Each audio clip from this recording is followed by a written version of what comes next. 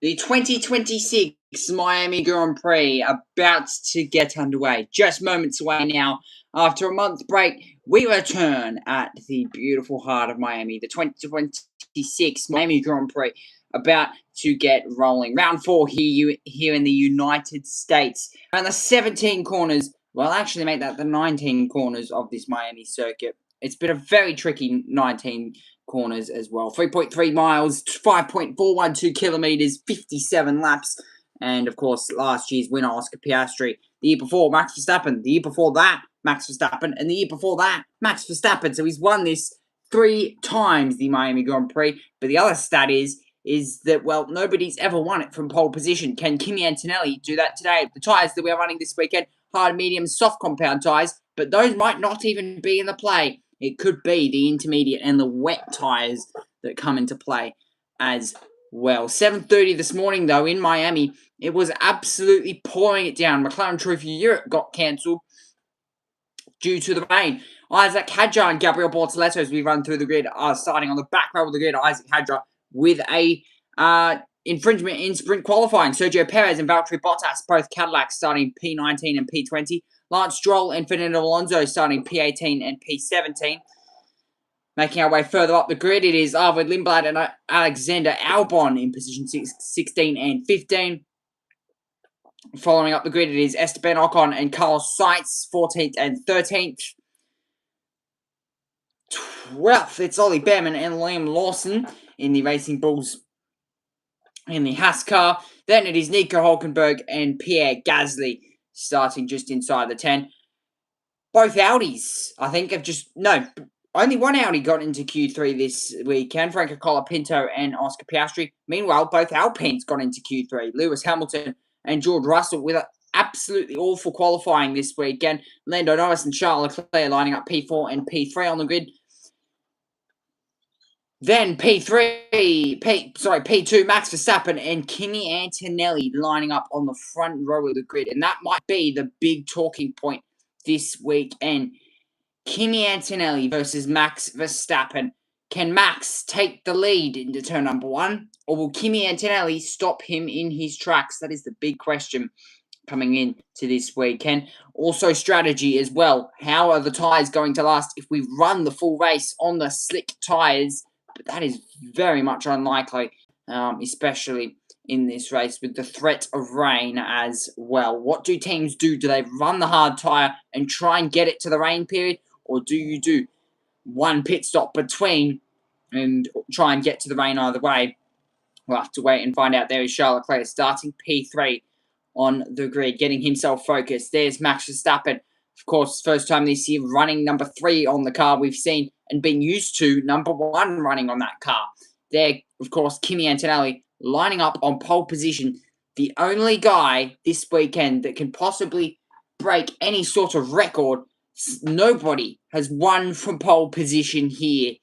Can Kimi Antonelli do it, or will Max Verstappen stop him and grab his 4th win? We'll have to wait and find out. Car's about to be sent off the grid. Tyre blankets come off and we're about to get racing. Let's send it up to Sky Sports F1. Others, at least they don't have to try and work out what a wet start involves, so they can go through their normal procedures. If it's a wet race, I'd put my money on Max Verstappen this afternoon. And I think that could be smart money. Medium tyres on every single car on the grid. Isaac Hadjar will start on the hard compound tyre. That's not a surprise either.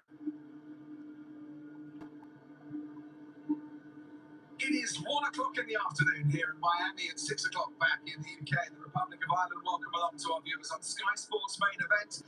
It's time to set forth on the formation lap. Kimi Antonelli wants to get on with it. Max Verstappen just lagging behind a little touch. And those two haven't had the best starts, but they're there right at the front with the best chance when the lights go out for what could be a wide open race today.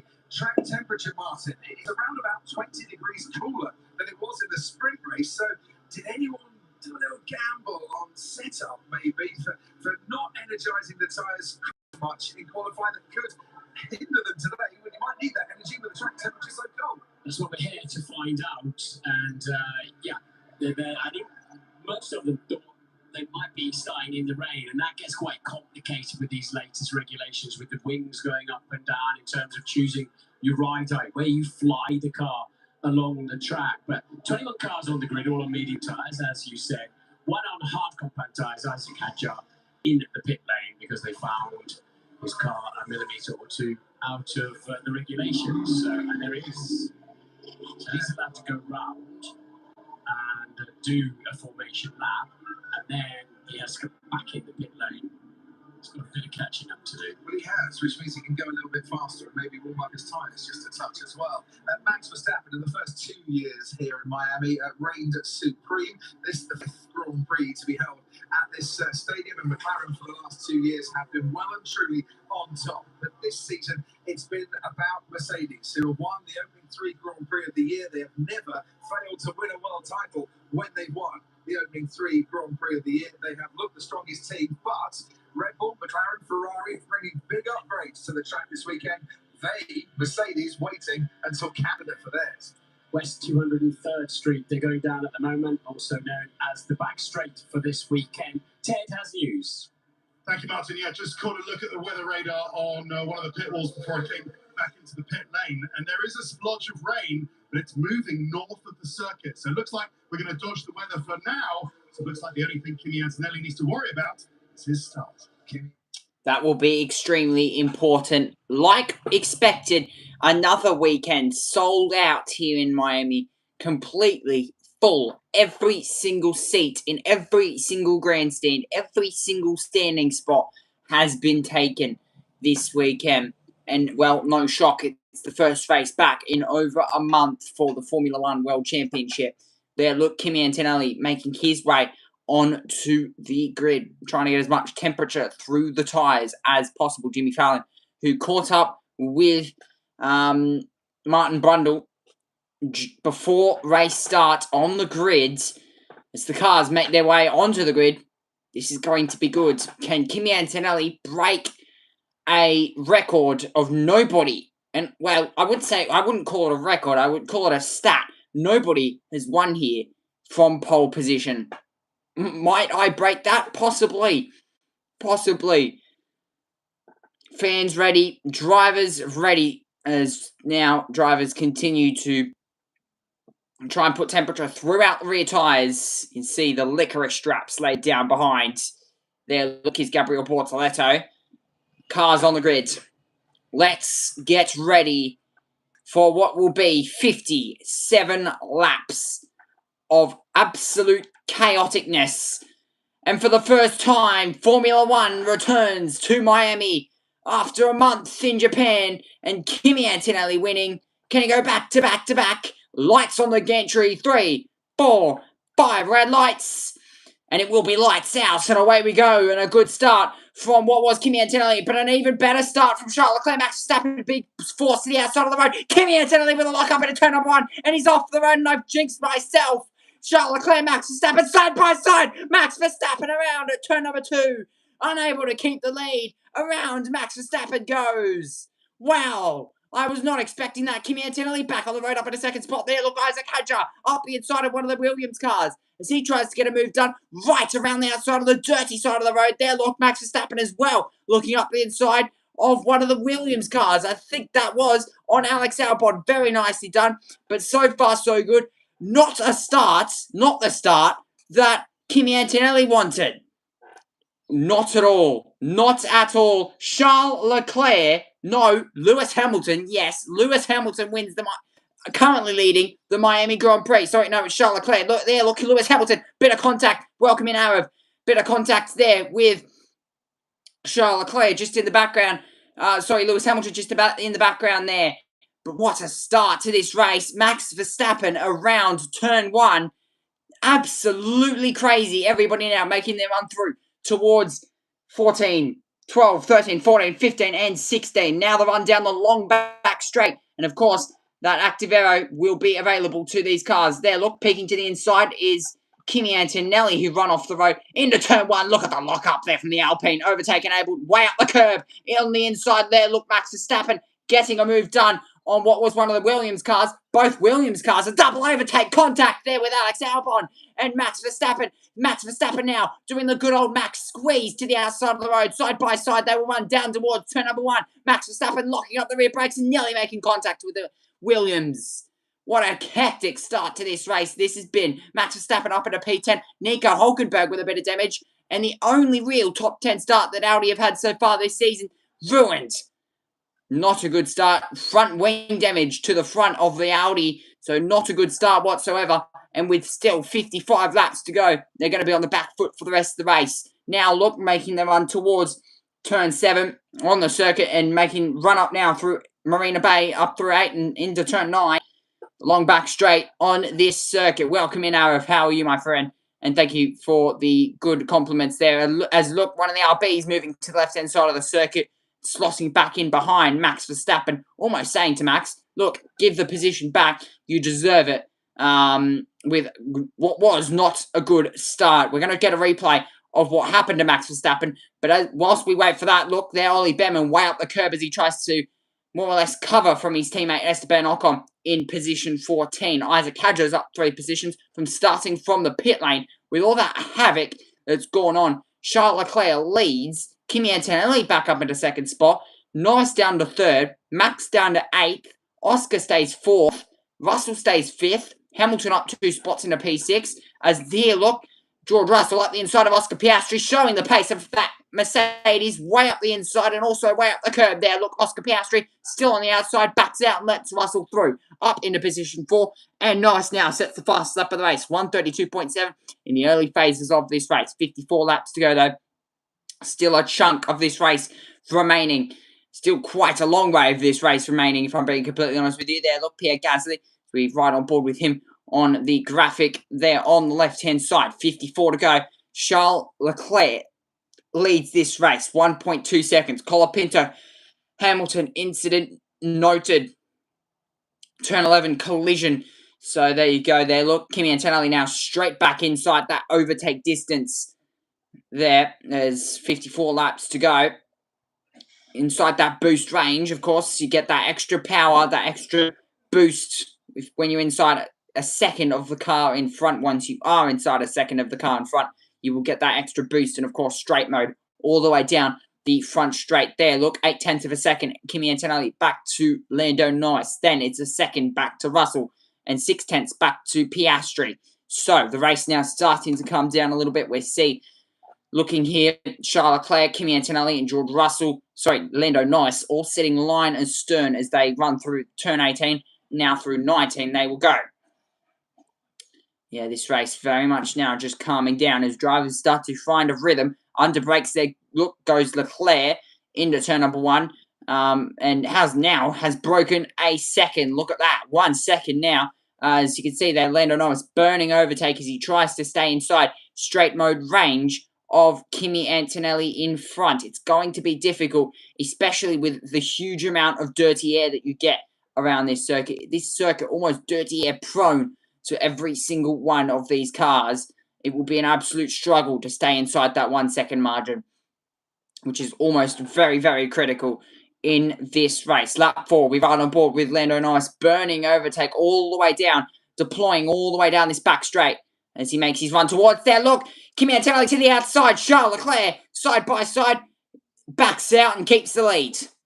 Yeah, that was Kimi Antonelli backing out, possibly knowing that this ain't going to end well if of course, they try to go side by side, as now they make them run through the chicane, the twiddly bits of the circuit now, out the other side. Turn 16, and a big snap of oversteer. Kimi Antonelli, look at how fast he's now shifting up the gears. 7th, 8th gear, maximum gear just after you hit turn 16. Practically about 2Ks after you hit turn 16. There, look, Kimi Antonelli now with straight mode and a bit of deploy plus boost. Down the inside, move done, but can he get it stopped in turn 17? Yes, he can. And even way up the curb as well. So hit the apex, and Kimi Antonelli now takes the lead of the Miami Grand Prix in stylish fashion as well. Kimi Antonelli retakes the lead from what possibly could have been a race-ending incident with Max Verstappen. Yeah, quite possible there. We'll take a look at the race restart in just a few moments' time. We'll take a look at the race start in just a few moments' time there. Look, and now Albon to the outside of the circuit, making his run down towards turn number 1. Alex Albon up the inside there of Pierre Gasly. Move successful. Lando Norris. Stay with them. Be patient. Let them yo-yo. So Lando Norris being told, just let them fight. Don't get involved in any sort of fight here. We want to be there once these two make a mistake. Yeah, again, Charles Leclerc now back to the outside of the circuit, down towards the back straight. Kimi Antonelli deploying as well, possibly using a bit more battery as he made his run down the back straight of the circuit. Well, more or less the main / back straight of the circuit. Charles Leclerc, though, keeps the lead. Possibly did he burn a bit of battery to do that, though? And will he be vulnerable down now what is the back straight? Out of turn 16 and run towards turn 17. Is Charles Leclerc vulnerable in terms of battery? As they look on the left-hand side with the graphic, Pierre Gasly now starting to close up. Look onto the back of Liam Lawson. 0.3 of a second there. Look, it's now Kimi Antonelli covering to the inside, not letting Lando Norris go for any sort of audacious move. Max Verstappen, the pro at overtakes Franco Colapinto and into the fence. Isaac Hadjar. No. Isaac Hadjar will be fuming, and this will be a safety car. Where has he hit the fence down there? That looks to be on the entry to turn 12. Liam Lawson and also Pierre Gasly, have they made contact? I could only think they've made contact. This will be a safety car. That car stranded in the barrier at what looks to be turn 12. This will be either a VSC or a safety car, but being the way that left front suspension's ripped off, this will be a safety car, and there we go. Safety car deployed, and for the first time in this race, oh my God! Pierre Gasly up on the barrier. Wow. Okay, prediction was that Pierre Gasly made contact with Liam Lawson, with Isaac Hadjar. That's not happening. Safety car deployed, and so evidently Isaac Hadjar fuming with himself. Wow. Pierre Gasly saying over the radio, I'm okay, but this is going to take 5 or 10 laps to recover the Pierre Gasly car, and especially with Isaac Hadjar, especially if there's any barrier damage as well to that Armco. Isaac Hadjar very, very disappointed with himself about that safety car deployed, and not to be like dumb or anything, but could that been a VSC? Possibly not. And yeah, so he's actually, I don't even know what's happened there. I don't even think he's made contact. I think it was the fact possibly he clipped the curb a bit too high. Or has he run the curb as the car bottomed out, possibly over the curb, and he's just lost grip? And has he smacked the fence on the left-hand side there? That could be a prediction. Pierre Gasly walking away from the incident that did happen. But yeah, safety car deployed. What a hectic start to this race. Now I can catch my breath. Pierre Gasly okay, and that's actually down at turn 17, sorry. So he's definitely made contact with the car. Definitely. That Tech Pro barrier has done its job in terms of absorbing the impact of the Pierre Gasly car. But that is very strange. I don't think I've ever seen, apart from the Yuki Tsunoda incident last year at Japan, a car up that close to a barrier. Max Verstappen being told to box. Oh, that's interesting. Here we go. Max Verstappen boxing on lap 7. That's early. Getting off the medium compound tyres, maybe suggesting there's a bit more wear than what we think. Onto the hard compound tyres. That's smart from Red Bull. Running these hard compound tyres right until the rain. If you can get those hards to the end of this race, or well, really, they won't get to the... Oh, and that's what happened. Okay. So that would explain that. Turned in a bit too early, has clipped the barrier. There, look, the dust being kicked up from Isaac Hadjar, and bang, inevitably into the concrete barrier Here I was thinking that was a Tech Pro barrier. That is very much a concrete barrier. Look what happened. Oh, Pierre Gasly over. Wow. Pierre Gasly has rolled over. Oh my god, and he's clipped the RB. The right front wheel of the RB has sent the Alpine over. Here, look, on board now with Pierre Gasly making his run down towards turn 17. Hard under brakes. Has he overshot the braking marker? Slightly, yes, he has. And bang, over goes Pierre Gasly. Here he is.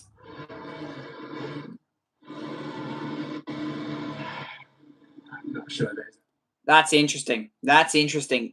If anything, I feel like that was Pierre Gasly's fault. I mean, he was moving to the outside of the circuit there. Look, as we take a look at the race replay of the start, so it was Kimi Antonelli that went deep into the first corner. There, look, Max Verstappen as he looked to go up the inside at turn 3, which, by the way, dumb move. Don't do that, Max.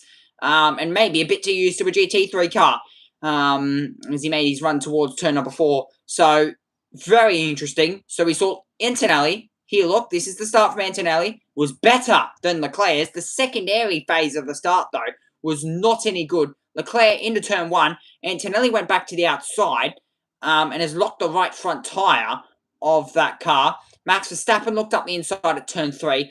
Eventually spun himself around. Here, look, as we take a look at the race start from Max's point of view.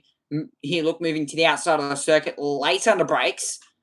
Using a bit of the curb locked up, and you can see the flat spot on the tyre. Ooh. So possibly, I thought it was he went up the inside, but here, Max. Sorry, guys. Max not happy with that, but that's interesting. I thought he made contact with Leclerc, but it was the fact that he's actually clipped the curb. The car's bottomed out over the curb, which, by the way, you don't normally get that in these new eras of cars. You do get it, but you don't get it much. The car's, of course, less closer to the ground. You don't get much bottoming out nowadays. And there, Leclerc into turn 1. Switch back on Max. Was there contact? Maybe a little bit. Maybe. Or was it just the initial reaction of Leclerc? Maybe the rear tyres just spinning a little bit. It's very interesting. I looked at it then from Leclerc's point of view. It looked as if he made contact. If that was under the... There, look, Max... You moved to the outside of the circuit, which, by the way, that's a defensive move. But if it was in the braking zone, Max would be screwed. He moved to the outside of the circuit whilst Lando was trying to look up the inside of him. He's moved over, and lucky that wasn't in the braking zone. Otherwise, that definitely would have been a penalty. There, as we looked there from Lewis Hamilton to the outsides, and that's the incident between the Alpine and the Ferrari of Lewis Hamilton and Pierre Gasly that eventually made contact. Here, look, Max Verstappen up the inside of the RB, and more contact as he was way up the curb as he tried to turn the car in. And Max sticking it back to the outside, he backed out in the end because he knew, well, there's a corner there. I'm not going to be able to hang it right around the outside. Here, look, Carlos Sainz, though, moving to the insides as possibly moving in the braking zone, actually. So Carlos Sainz might be in trouble. He pushed me off. He thinks he can do whatever he wants just because he's racing the midfield. Wow. So Max Verstappen, they're being probably appointed that, well, he's playing a bit dirty here. Carlos Sainz did move almost in the braking zone. Here, look, Isaac Hadjar. This is moments before his incident. As looks up the inside there of the RB. And that is moved done.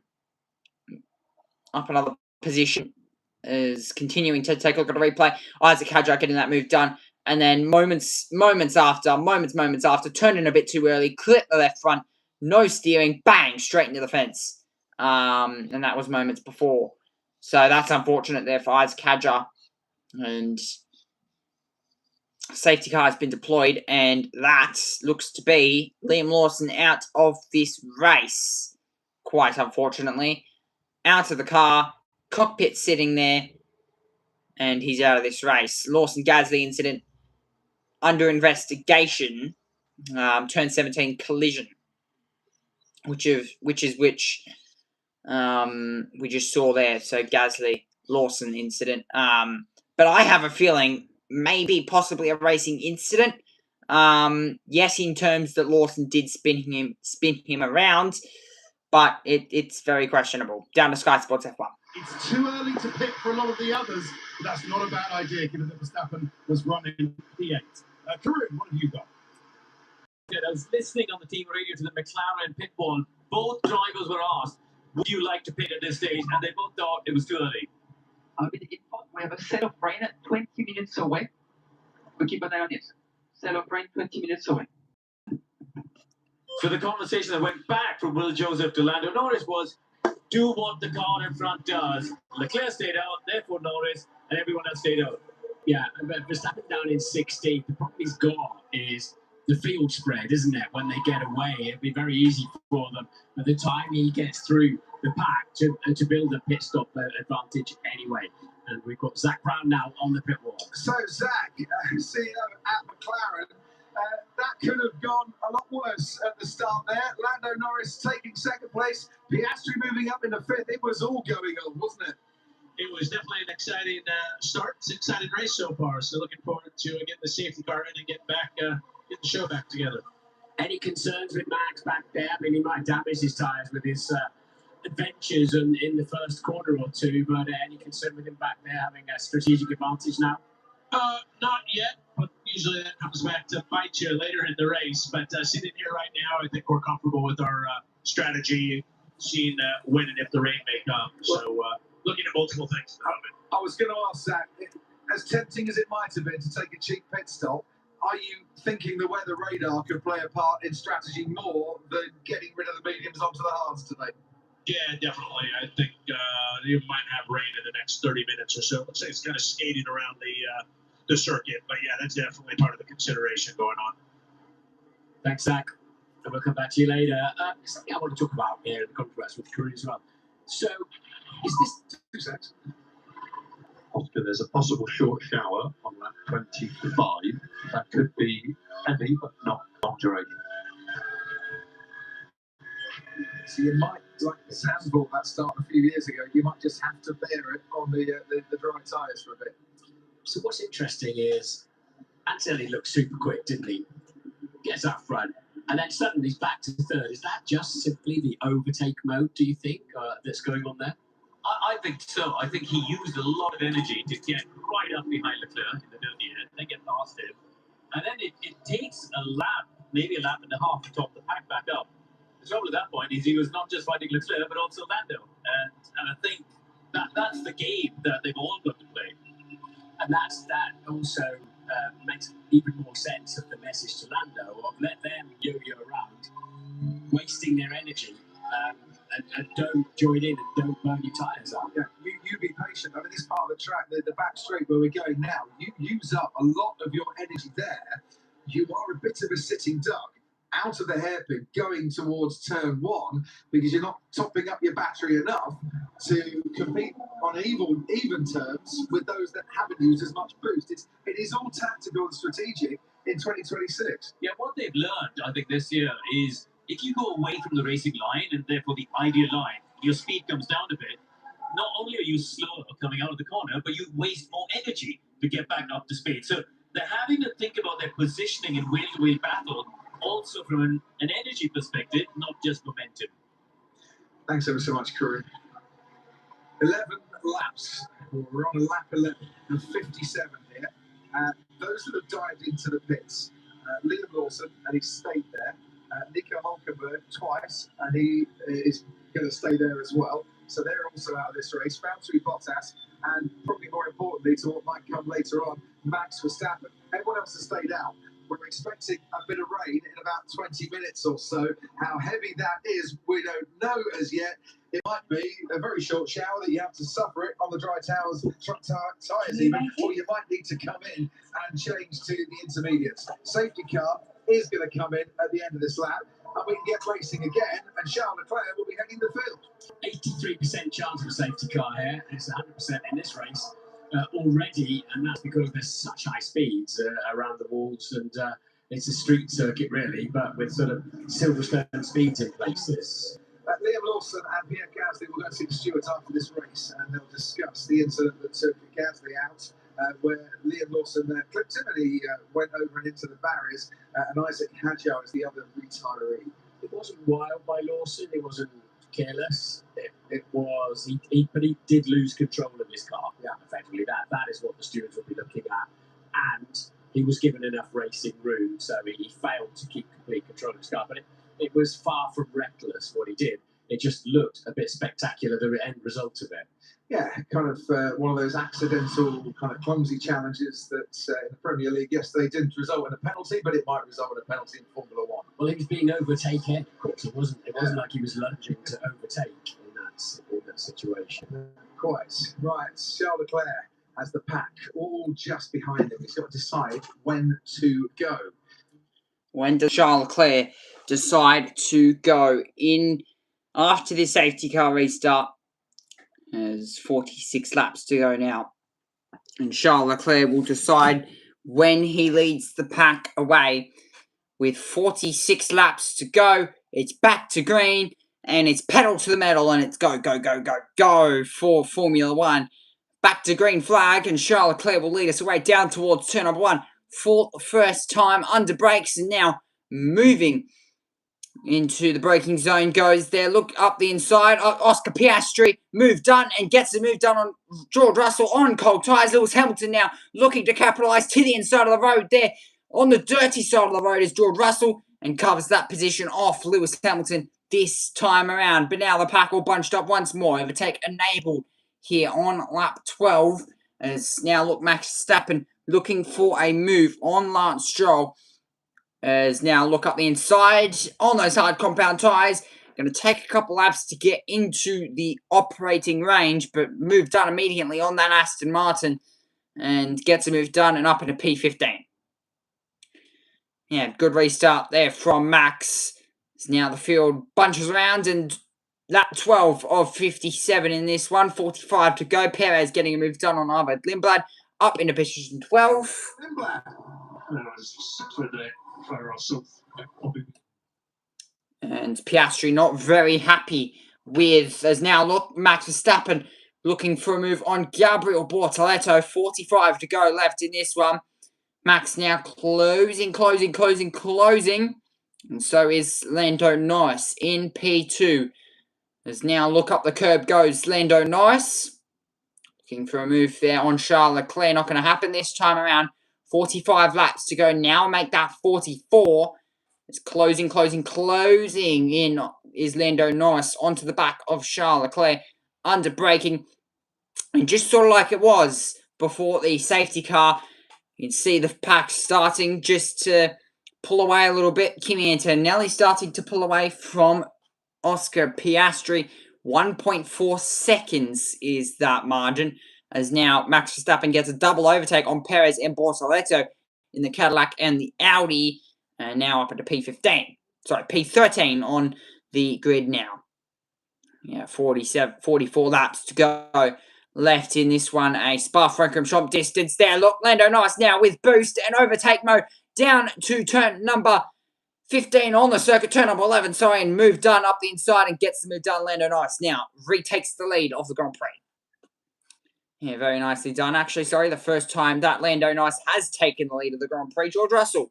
On the racetrack. Wrong strat mode, guys. Keep an eye out. So George Russell saying he's in the wrong strat mode. Yeah, which will be a bit of a problem there for George Russell. Is now, look, closing into the back of Oscar Piastri. Whilst they try and figure that out there at Mercedes. Closing onto the back of Charles Leclerc. Moving to the inside of the road. And late under brakes. Into turn 17. Up the curb. As he tries to use the curb to rotate the car around. And gets the move done on Charles Leclerc. But look there. Charles Leclerc now trying to fight back. With a bit of overtake. But down to the outside of the circuit. On the dirty side of the road. And move done. There, Leclerc and Antonelli. Sorry, that was not Russell. That was Leclerc and Antonelli going at it. Second and third. Antonelli there looked for that move. But now Norris, 1.1 seconds, that margin. Yeah, you are giving your opponent a chance to get back on terms again by the time we get into turn 1. And that's exactly what we saw there. While that was happening, though, it's allowed Lando Norris to ease out over a second clear of Charles Leclerc in second place. That means Leclerc would not have overtake mode if it's like this at turn 17. But Antonelli will. But do you remember when, yesterday in the sprint, when Norris got out front and Antonelli then they're still having to defend hard against the Ferrari. Side-by-side racing. This is great. Little tweaks to the regulations. We're still seeing lots of passes in the opening stages of the Grand Prix. And here's another one for you. Kimi Antonelli up in the second place from Charles Leclerc. Verstappen's in 12th. Arvid Lindblad saying he was losing a bit of power. He's being investigated for forcing another driver off the track with Sergio Perez. And we're on board now with the Ferrari of Charles Leclerc that led the resumption of this race and is now down in third place. And he is not making the gains on that Mercedes that the Mercedes was making on him last time they went down the back straight. Let's see there. This is the detection line for overtake. Let's see if we can have a little. You can see its battery depleting on the graphics there as they go down the pit straight, and then as they brake hard, it starts filling back up again through the corners. And what we've changed this weekend, I think, although this was a circuit that was going to be better for these latest power units, but it's definitely smoothed things out a little bit, hasn't it? And we haven't mentioned Piastri and Russell for a while. Piastri is extending his advantage over George Russell here in fourth place, and Hamilton is right on the tail of George Russell. Corinne Chandler with Sky Race Controls. Verstappen gets past Ocon and up into 11th. Crofty, just to underline your point about turn 17, Will Joseph advised Lando, I suggest you keep the boost for the exit of turn 8 on the run down to turn 11, and that's where he took the lead. So I think you're right. They're having to think of different places to overtake. Nothing wrong with that at all. We can see now from the rear wing of Ollie Behrman, Verstappen catching him. There goes Oscar Piastri, and behind him, Russell and Hamilton in very close proximity. When Russell said I'm in the wrong strat mode, it'd probably be safety car restart mode, and he's not gone out of that. He's saying, well, you haven't reminded me, you haven't told me from the pit wall. They might be sitting there thinking, well, you didn't do it either. But it's a fair point. There's a lot of people looking at all of that. And George then, but still under pressure. So Lewis got a slightly damaged car, but he's hanging on in there. But I don't know, my brain would fry trying to do what the drivers are doing, timing the race cars at 210 miles an hour between the walls. And second, we're just working out how to use their battery better than the drivers around them. Max Verstappen, we're just watching there, getting past Ollie Behrman, and Ollie Behrman then going off, going too deep down into that hairpin. We've got a yellow flag out. That might have been for Behrman just leaving the road momentarily, but Verstappen is now up into the points. He is 12 seconds off the lead here, but a pit stop's going to lose you 20 seconds, and he might not need to pit again. Longest stint on the hard tyre last year here was 36 laps. Max Verstappen's tyres are already 9 laps old, but some of that obviously was behind the safety car. Just watch for Verstappen in the latter stages of this race. Yeah, pit stop, say 20 seconds. He's 12 seconds off the lead, so they'll be keeping an eye on him. It really depends whether it rains a little bit later on or not. But with Max's somewhat robust driving, which upset the midfield, he is making his way back through. As we talk about Max Verstappen, he has now been noted and will be looked at by the stewards for crossing the line at the pit exit. You've got to come out and wait till that line on the left-hand side has gone before you can cross it, and that could be a penalty coming Max Verstappen's way. Not bad news. It's a bit like pit lane speed limit. It's to be based on a fact rather than a feeling. And he'll have a feeling that wherever he tries this afternoon, it might not be going his way. But here's another overtake coming up. Alex Albon this time around. He goes a little deep, Max Verstappen, and Albon is going to fight this one back. Does so. Oh, and almost clips a bit of that front wing off as Alex Albon protects his place, 9th place. And what a battle that is. Ocon's been noted for a yellow flag infringement as Max Verstappen steams down the inside of turn 1 and says, this time, Alex Albon, I would like to keep, if you don't mind, that place. It looks like caution to the wind for Max Verstappen to me. He's just lunging left, right, and centre, sorting it out as he goes along. Charles Leclerc getting all loose and leery in his chase behind Antonelli. And he's been passed now by Piastri. He lost time as he went way too wide. He's going to try and find that one back again. And it looks like he has done. So 3rd and 4th, swapping places. Leclerc and Piastri within the space of 200 metres. And there's George Russell just closing up a little bit on both of these by a couple of tenths. And Hamilton hanging in there and still getting the overtake facility as well. So, yeah. We've got top 7, Connor picked at 7, top 7 covered by 9 and a bit seconds. And yeah, let's see what the weather does. But it's also what the batteries do. You know, is how they're going to work that, because Piastri, it looks like the McLarens are better in race trim, and as we saw in the sprint.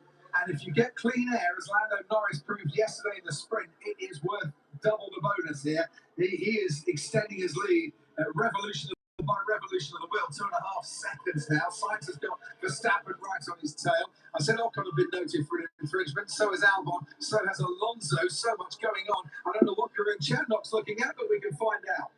I'm looking at Max Verstappen coming on the pit lane coffee. I think he's going to be in trouble here. I've had a few looks at it. They actually widened the line, didn't they? They widened the pit exit for the for today after Friday's running. And to me, I'll just play it here. Race to go tomorrow. We can have a look too. But it looks to me like he just cut over the edge of the line, so he could be in trouble. Just a matter of inches, but you could be right there. This is the move on Alex Albon. That's what he was a little bit unhappy about. That was very close to the bollard. He then gets that place back, and he's now gone on Verstappen to get past Carlos Sainz. I think the last time I looked at him on the track, he was ahead of Carlos Sainz, and yes, he still is. And there goes Oscar Piastri once again on Charles Leclerc. That's a replay off board. We saw it on board as Leclerc then goes past him. Albon did absolutely nothing wrong. Bollard would be the word. Summed up in one word, Martin Brundle for you, ladies and gentlemen. Right, Ted, down to you. Looking at over at the Ferrari pit wall, and they're discussing things. It looks like Leclerc's tyres are just going. Crofton, we saw that McLaren has kept their great advantage in keeping tyres alive. These tyres, medium tyres. We expect a shower in 2 to 3 laps, and we want to survive it. Potentially coming first on sector to sector. Yeah, it's just skirting the north of the circuit, and as the radar suggests, it will only be a shower. But the tyres just giving up on the Ferrari of Charles Leclerc, and Norris and Piastri keeping their tyres in great condition. That's interesting there. So both McLarens keeping their tyres alive compared to the Ferraris. So the Ferraris possibly struggling with a bit of tyre wear issues for those cars, but we'll see what happens with Charles Leclerc and, well, especially Charles Leclerc. No word on Lewis Hamilton in terms of his tyre condition, but it'll be very interesting to see how this plays out for Oscar Piastri, to see if he keeps this position in position 4 at the moment. Behind Russell is Hamilton, Colapinto, and Verstappen, who's nearly made a pit stop on the leaders at this point. This has been an amazing second stint. Verstappen making moves left, right, and centre. He's almost made a whole pit stop there. Look, Bortoleto now to the outside of the circuit as he looks for a move and gets the move done on Arvid Lindblad up into position 13. Very nicely done there from the Audi driver as they're looking behind Oscar Piastri as he looks to close down on Charles Leclerc. As well. Yeah, Karun reminding me it's got race control, track temperature 13 degrees, cooler than pretty much at any time we've seen in practice, qualifying and sprint and what have you. The incident involving Max Verstappen, who is being investigated for failing to cross the line at the pit lane exit, is going to be investigated after the race. I'm just going to say this. I don't understand why. There's a race going on. It's like showing someone a red card after the 90 minutes has ended in a football match. If there's a penalty, do it now so that the driver and the team have a chance to recover and everyone knows what's going on. Because it's not like a wheel-to-wheel contact. He either did cross it or he didn't cross it. Absolutely. And if and when Verstappen gets involved with fights later on, or for the podium or what have you, or tangles with another car, then I thought the FIA had got remote control facilities looking at these in depth and able to, unless it's just not crystal clear from the images they've got, he flicked across the end of the line, but it's really hard from the onboard camera. You have to look at those things from the offboard camera. But I agree with you, you know, if you're leaving the player on the pitch and he's done something wrong, you really ought to address it. And also, what's Max going to say if he goes to see the stewards? Did you cross the line? No, not at all. That's not going to add or detract any more decisions like that decided. Here comes Max Verstappen on Franco Colapinto. 8th place for Verstappen currently, but I doubt for much longer because he's got much more pace than Colapinto has. That's interesting. George Russell coming into pit lane. We heard from Perez on the radio there. Look, as Max Verstappen gets a move done on one of the Alpines, that is on Franco Colapinto. But that's interesting. Onto the hard tyres. Is Mercedes possibly thinking that this rain isn't going to come for quite a while? That's interesting. Maybe just sticking to a strategy. And onto the hards as well. Wow. And Russell being told outlap is critical. And I think they know that there's rain coming. So why did they box? That's interesting. At this point, they're just losing track position here. Have Russell's team possibly screwed up? Have Mercedes screwed up here? That is the big question. As with 36 laps to go, we're 21 laps in already into this race. Has Russell screwed up possibly? Has Mercedes screwed up? That's a big question at this point. Have they screwed up in terms of their strategy for this race? As lap 21 of this race, you can see there, Oscar Piastri starting to hunt down Charles Leclerc. This would completely change the championship. If Lando Norris was to win this race, it would completely change the championship. Like Charles Leclerc now boxing, possibly thinking that the undercut might be done here. Oscar Piastri staying out. What does McLaren do now? Now, I think Antonelli might be in this or next lap. Well, he's not going to be in this lap because he was in front of Leclerc. I reckon he might be in next lap here because you need to cover off the undercut from George Russell to keep Kimi Antonelli into this race. They want Kimi to win, but they also want George to win because he has not had a good weekend, really, with qualifying not going his way. I mean, not only the sprint, but also in the main qualifying for the race as well. As there, look, George Russell just jumping Charles Leclerc out of the pit lane. So lucky they responded that lap because that could have been Charles Leclerc's race over. Kimi Antonelli, maybe very light rain, turn 7 and 8. Very, very, very light rain, apparently. Turn 7, turn 8. So that's heading through Marina Bay, which is quite interesting. So that's through that complex after 3, 4, 5, and 6 there. So very interesting. Very light rain as well there. Look, as George Russell getting a move done on Esteban Ocon on the fresh hard compound tyres. The new rubber underneath him compared to Esteban Ocon, who's on the medium compound tyres and still has been on those medium compound tyres since the start of the race. Why did you stop? What is the race? Yep, that's what I was thinking with George Russell. Why did we stop? Well, why did George Russell stop? That's the big question. Why did Charles Leclerc stop? Why have Ferrari butchered Leclerc? There are so many questions to this. Lando Norris leading 2.8 seconds out in front. Meanwhile, Leclerc now moving to the inside of the circuit, getting the move done, kicking up a bit of dust in the process that's off the racing line. As there, look, Red Bull pit wall trying to figure out what could be an ultimate strategy here. But Max Verstappen chasing onto the back of Lewis Hamilton. 2.7 seconds there, look, the radar. And, well, there is a big blob of rain coming. And it's coming quite quickly, to be completely honest with you. So we'll see what happens with that there. Look, now George Russell moving to the inside of the circuit. Ollie Behrman just letting Charles Leclerc go up into P9. He will go for 37 laps to go. Too much, but he's lapping. At the moment, George Russell 132.6. So possible rain in the next couple of laps. Should have bet turn 7 and 8 first. Could get heavy. We need to know before you tip it into turn 7 if it's wet. There's not much space on the outside there. Down near the marina. The fake marina, that is. But it does look lovely down there. Yeah, you absolutely do not want to arrive in turn 7 to find it has already started raining. Just making his way through the traffic, Karun, he is still pumping in the lap times, George Russell, compared to our race leader, Lando Norris, and the likes of Oscar Piastri and Lewis Hamilton. Yeah, his race engineer Marcus Dudley's just giving him a bit of a cheer up. It sounds like you're going to please stick with me on Bravo. Yeah. Committee here. Yeah, and if you look at it, Russell with those quick outlap stops, he's cleared Piastri by a second, they've just told him. So he will end up potentially in that podium position. It did seem curious that they pitted him. I mean, what he's angry about is he's lost position and he's in traffic and they're struggling to get through the traffic.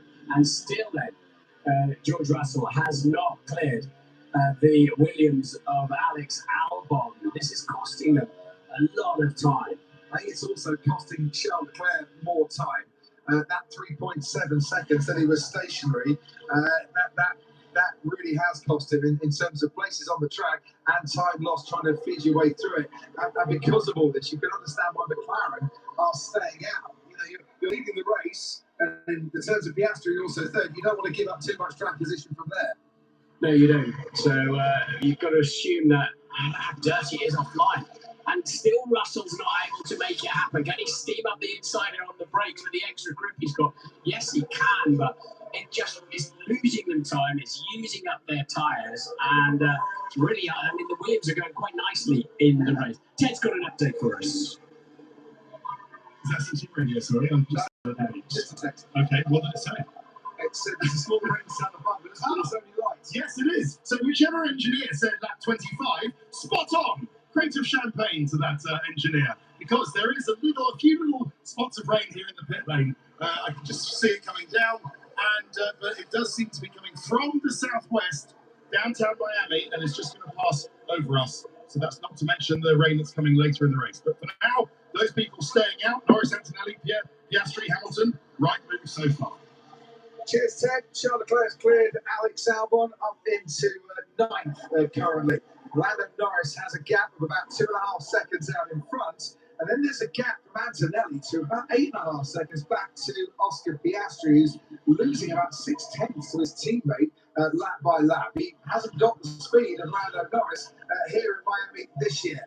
Lewis Hamilton currently runs in fourth, and he's lapping in the 1 minute 34s. Max Verstappen is in fifth and is gaining on Lewis Hamilton. Yeah. So Max he might be 17 seconds off the lead, but he's a dozen seconds ahead of Russell and Leclerc. That's what it's cost them getting through that traffic. Max, of course, pitted, and he's now 18 laps into his run on those tyres. But no wonder Charles Leclerc's angry. He's losing time. He's in traffic, and he, at one point, it appears to be almost comfortably leading this race. And there he is, down in ninth. It all might turn around though, and the rain might turn things around a bit.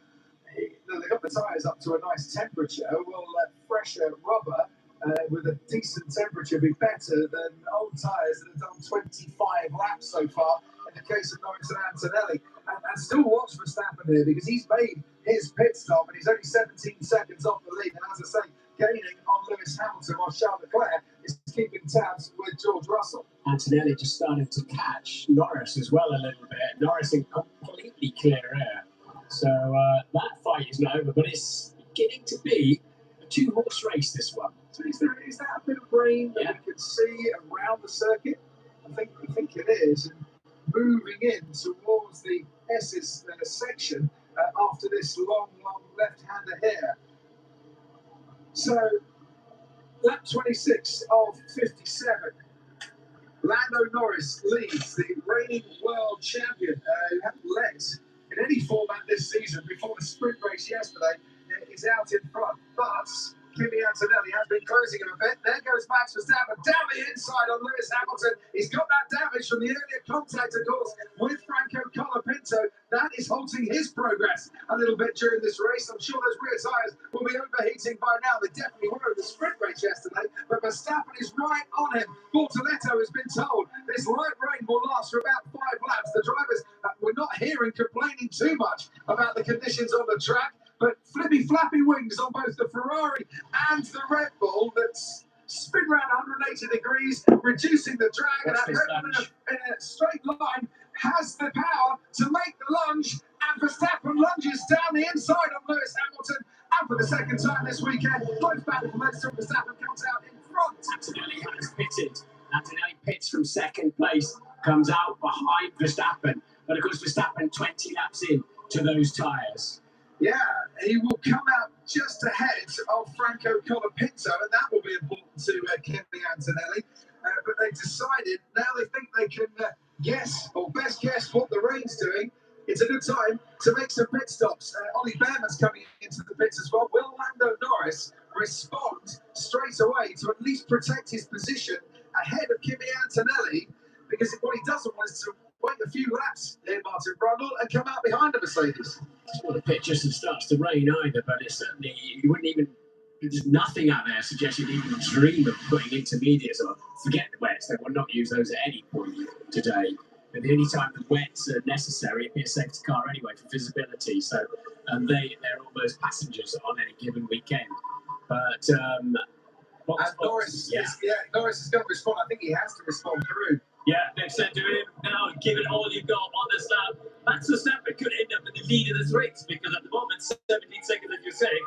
Do McLaren double stack though, Crofty? Watch out. He has to be 13 seconds behind. They do have time to double stack if they want. Yeah, he's 10 seconds clear of his teammate, so that's plenty of time. I don't see another set of tyres there, though. It looks like Lando, they did a good job there because Lando went long. Piastri stays out. Hamilton pits. But, yeah, he went a little bit long there, Lando. But these are key moments, very key moments for the Grand Prix. Yeah, Lewis Hamilton coming into the pits, Lando Norris making his way out onto the track. And he is we're watching Lewis Hamilton in the pit lane, but it is so close. There we are, Antonelli and Norris. And Antonelli, with his tyres up to heat here, might just have got ahead. He has got ahead of Lando Norris. That was the key battle there. They responded straight away, McLaren, but Antonelli put in a decent outlap, and it was quick enough to get that track position ahead of the man who was leading the race. There we go then. So, yeah, it was, you have to say, Mercedes blink first came in and it's put them, given them great track position. Hamilton pitted, possibly within a pit. Cover him, use the pace now, use the pace. So, get a move on Oscar, who finds himself leading this race currently. But right behind him, Verstappen, Antonelli and Norris, who have pitted. The key thing to ask here is how long can Max Verstappen go? Can he go to the end on these hard tyres? Will he have the pace at the end of the race on these hard tyres? Because he will, in a moment, be leading this race. He will, but look at this pair right on his tail. I don't think he'll be leading it for long, frankly, because they're, on their fresh tyres, they bought them with overtake mode that they get as they cross the yellow line, gives them a little bit more speed and power for the next lap. I don't think Max will have too many answers to this pair. Look, Antonelli's under pressure here. Norris, slow. coming into that first corner, almost alongside him, and this will protect Verstappen's lead while these two are battling away. Yeah, you could just see the differences in how they sort of use their energy in any given straight. Slow stop for Piastri. While they squabble, you're right, Max is out front, feeling the extra grip of the fresh air. Nobody's disturbing the air in front of him, but he's really punished those tyres for 22 laps, hasn't he? Coming back through the fields. And he still might have a penalty coming his way, don't forget, for crossing the line at the end of the pit lane. And that's going to be investigated after the race. He's not leading this race anymore. Kimi Antonelli gets past him. He might be third coming out this next corner. No, he protects that line against Lando Norris. Antonelli making the move before turn 11. Norris is now going to be frustrated for 4 corners. Yeah, that's painful for Norris. He needs to get passed down the back straight if he can. He should have better traction out of there than the Red Bull in front of him, and then a bit of slipstream and a bit of extra power. But the Red Bull Ford motor has been pretty genius. But look at the McLaren coming at him. There's nothing Verstappen can do about that. He moves to the middle of the track, tries to make it as hard as he can. Will he try to lunge back? Yes, he will. At which Max point goes deep. Norris will tuck underneath him. And then, presumably, in turn 17 and 18, grabs the high ground and does exactly that. But we still got to pay attention all the way down into turn 1. And Lando's wise enough these days to know that Max is going to come back at him.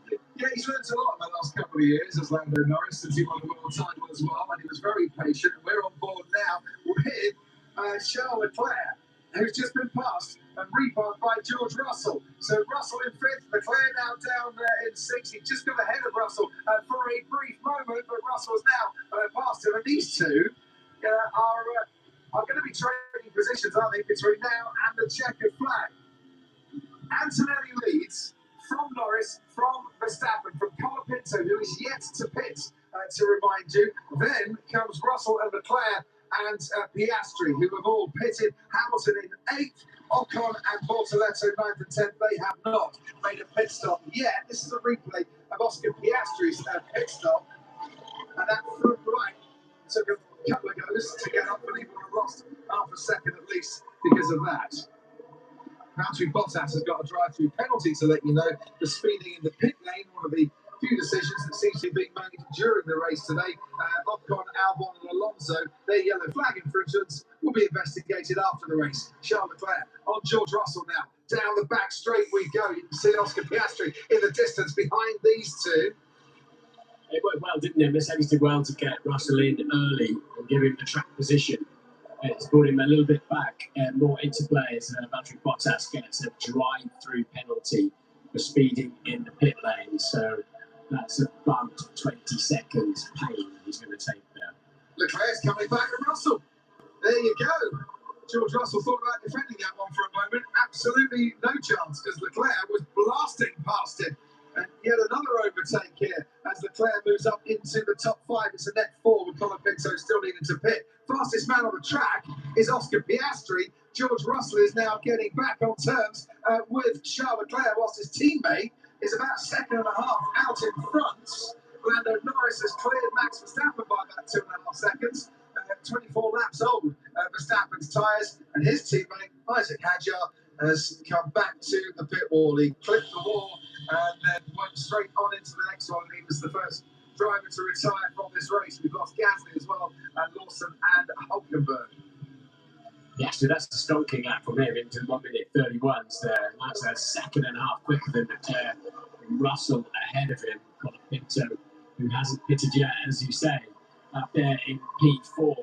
But as soon as Antonelli and Norris were past Verstappen, their best part of 2 seconds a lap faster.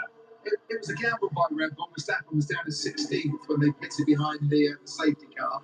It's a gamble that doesn't at the moment seem to be paying off. But let's remember he was 8th though before he pitted, wasn't he, because of the spin. So he was 8th, pitted, and went back to 16th. Oh, yeah, that's true. Because of the spin, he was already sort of down a bit, and Colapinto finally pits. Which I'm sure he will be very, very glad of on board.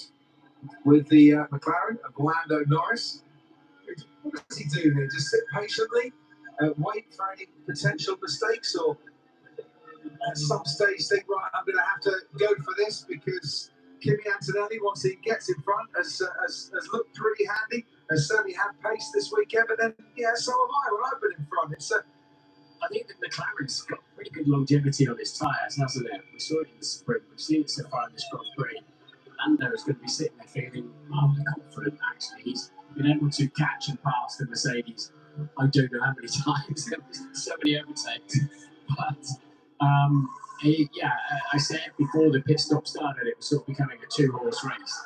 And it still very much is between these two. We've had 5 different leaders of the race today.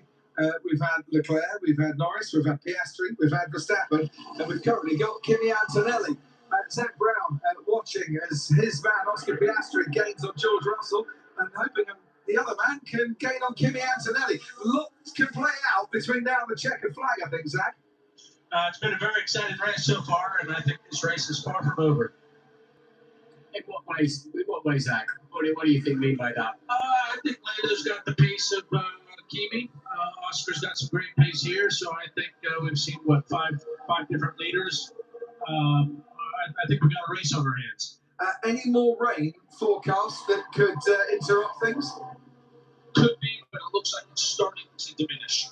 Now that is the best news us neutrals could have heard. Thanks ever so much, Zach. Back with you in a little while.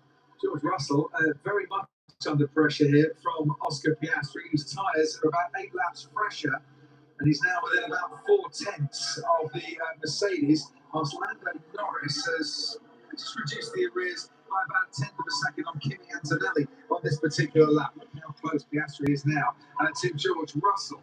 That seems really good on the hard compact white mark tyres, doesn't it? It seems really well balanced. It's flying along. Those marbles on the outside there, you don't want to be going off there in a hurry. I think there's not been a lot of degradation. There's clearly quite a lot of wear, isn't there, on the tyres?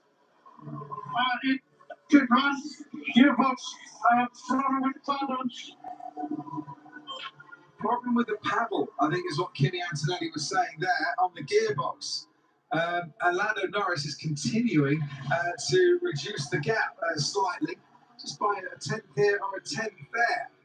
Back up to 1.1 seconds now as they make their way out of that hairpin. Here comes Oscar Piastri, though, on George Russell. And he is definitely gaining on George Russell as the back market gets lapped going into turn 17. But we kind of get the feeling this is not where you want to make the overtake today. You want to stick like glue to the rear wing of the car in front and chase him all the way down the main straight towards turn 1. Braking zones have been lengthened a bit in 2026. Is it long enough for Piastri to make the lunge?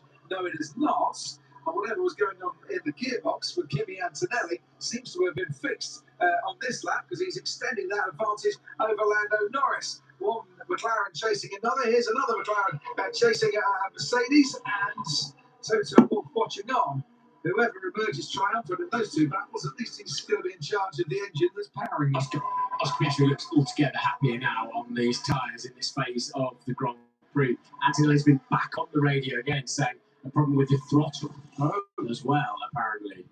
So, yeah, it looks like it's sort of beginning to turn towards the McLaren's favour, doesn't it? It's certainly at the moment Kimi Antonelli's favour. The youngest driver, first teenager ever to lead a world championship, is pulling away from George Russell at the top of those standings. We did wonder how he would handle the pressure of being a championship leader when he returned to racing. So far, so good, Martin. Absolutely. So you can see Leclerc, he came through the picture in his Ferrari. He is ahead of these two. But George will be wise enough to know how to use his excess or any battery, but he has to go defensive this time around and keep the McLaren on the outside. Piastri will duck underneath when he has better traction. No, he won't. Well, he's got fresher tyres by about 8 Well, laps. for me, it was actually very really good fist to get out of that corner, but he's closer this time. Piastri to George Russell, and he's definitely going to go for it into turn 1. Oscar Piastri gets past the Mercedes, and there's no chance to duck over from George Russell and retake that 5th place. Piastri's through. It's exactly what you want to see. You want to see whatever tools they got, whether it's DRS or we used to have overboost on our turbos, whatever. Bring the overtake into play, but the driver's got to finish it off. That's what you want to see, and that's what we saw there. And he finished with aplomb. Lando Norris has taken 4/10 out of Kimi Antonelli's advantage in the first sector of this latest lap, but he carries on. Ted's got news from the pit lane. But I've asked Mercedes, and they say they think it's okay now. They think it is the gearbox and the paddle, Martin, even though it sounded like throttle. 2 seconds, Ted. George Russell's going for it at turn 11 and has re-got that position from Oscar Piastri. So he's getting wise to the tactics in 2026. And Oscar Piastri is going to have to try again and find another route through. Quickly back to you, Ted. But Mercedes said, don't worry about it. It looks okay for now. So don't worry about Kimi. That looks all right, whatever this paddle problem is. Normally, paddle problem for a Formula 1 driver is not being able to find a course so that he can practice the new sport they all like. But yeah, it's not a paddle problem Kimi Antonelli wants. But here goes Oscar Piastri on George Russell once more. And this little battle continues on. He's decided, Piastri, we can go for it. Down at turn 17. Will he keep ahead? Lando Norris is still gaining on Kimi Antonelli. He's the fastest man on the track, setting a new fastest lap during the course of this race. Piastri's got 7/10 advantage over George Russell. Antonelli's got an 8/10 advantage over Lando Norris. Yeah, Norris is so fast lap. He's also within a second now. He's within the overtake facility, but the measuring point, as I told you before, is on the exit of the hairpin at the end of the back straight. Bit of traffic coming up, Stroll and then Perez coming up for the two challenging for the lead. This is a technical, tricky little section. Stroll gets out of the way of both of them. Stroll's teammate, Fernando Alonso, by the way, the only driver still who hasn't pitted in this race. He's run his mediums for 34 laps now. They're waiting for some rain maybe, or a potential safety car to make that stop. Russell and Piastri getting very, very close, but this time Piastri stays ahead whilst we ride on board with Lando Norris. You can see the blinking lights of Kimi Antonelli's Mercedes ahead of him, but it stays ahead of him, and he's too far for Lando to make a move. You see Lando turning in really early when he's in the turbulent area of the car in front to try and stay out of some of that problem. Again, they're 9 seconds clear of Verstappen in third place now, who's starting to hurt a little bit with his tyres. Leclerc will be coming at Verstappen, dragging Piastri and Russell with him. I would imagine if Verstappen tries to hang on to these tyres, that's going to be a good fight towards the closing stages of this Grand Prix. Lewis Hamilton, 26 seconds behind now, down in 7th place, carrying that damage. He said at the beginning of the race, I don't think I can race like this, but he's hung on to it, hasn't he? He stayed with it. Yeah, he's got that 11-second gap back to Franco Colapinto, so he should be okay to preserve that 7th place. But it's 20 or so laps to go in this race. Behind Colapinto, Carlos Sainz, and behind him, Alex Albon. Williams on the course at the moment, scoring double points. And well, that would be a decent morale boost for everyone down at Grove. Carl showed a bit of weight and has looked much handier here in Miami. It did. Look, when we saw Verstappen trying to pass the Williams, they were really going on nicely, weren't they?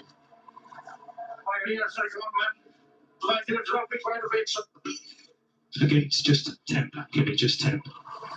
Get the temperature under control. You should be okay. They've only been on for 10 laps.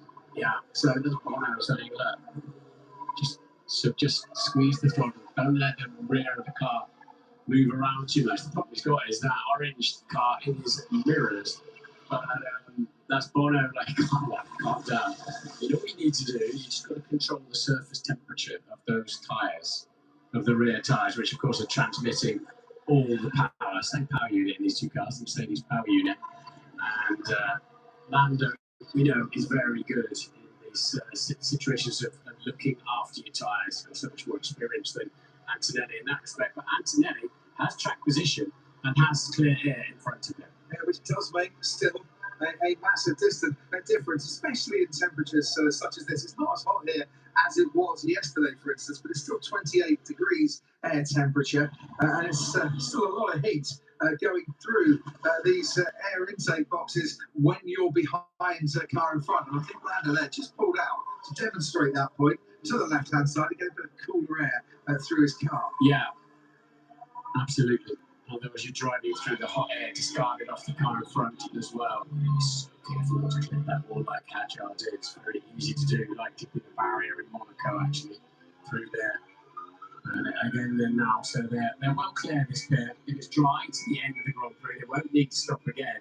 This is a straight fight for this Grand Prix between the teenager and the reigning world champion. Car number 1 against car number 12.